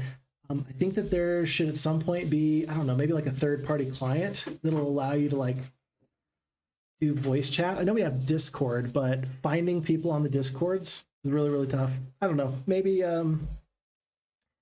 at some point there's just gonna be a community with like the really top tier players, and they're all gonna be friends with each other. And then they say, oh, it's this guy again. Then they'll just say, hey man, do you want to do Discord and we can talk about the game as we're playing? I don't know. That might be interesting. And then they can be toxic all they want. Mutant Bray says that they have said that there isn't any talking or anything in the game. Yeah, there you go. So that'll help. But hey, it's literally day one, and it's a new learning experience for anyone. I'm sure eventually some folks will go crazy on certain maps or faction preferences, but that happens in every game. Completely and totally could not agree more with you. Have a good stream day, and Mutant Bray did have to go, so hopefully they're doing super well. Yeah, I get behind on chat. They're probably long gone, but Mutant Bray, hope you're doing well, and I'll look forward to your exploits in Heroes of Might and Magic Olden Era as well. Chris says, ooh, defeat. You don't see that often from Fix Fox. Well, not in Heroes 2 anyway. Olden Era, I think we're going to see quite a bit of this. The time to lose is now, folks. I I think that you learn more from a loss than you do a victory. Like if you win and you're like, I don't know why I won. Okay, great. All right. But a loss, I know exactly why I lost here. I wasn't fast enough. I lost way too many troops, and I didn't play to my objective, which was this castle here. So we could do much better in the future. I'm sure that we will. Petro says, nice try, Fix. I appreciate that. Thank you kindly, Petro. All good, all good. Chris says, do you think the AI is good on Olden Era? I don't know. I don't think that from this game that we could really tell, but I think that the apocalyptic difficulty handicap is adequate. How about that? All right, folks, we're gonna take a 5-minute break. I need to get up and stretch and walk around. I'm gonna eat some Pop-Tarts. Fix Fox, what kind of Pop-Tarts? Looks like cookies and cream. Yeah, I wish I had something a little healthier, but oh well, this is what we got. So we're gonna take a 5-minute break. We'll be right back. Until that time, take very good care, and we'll see you in about 5 minutes. Thanks.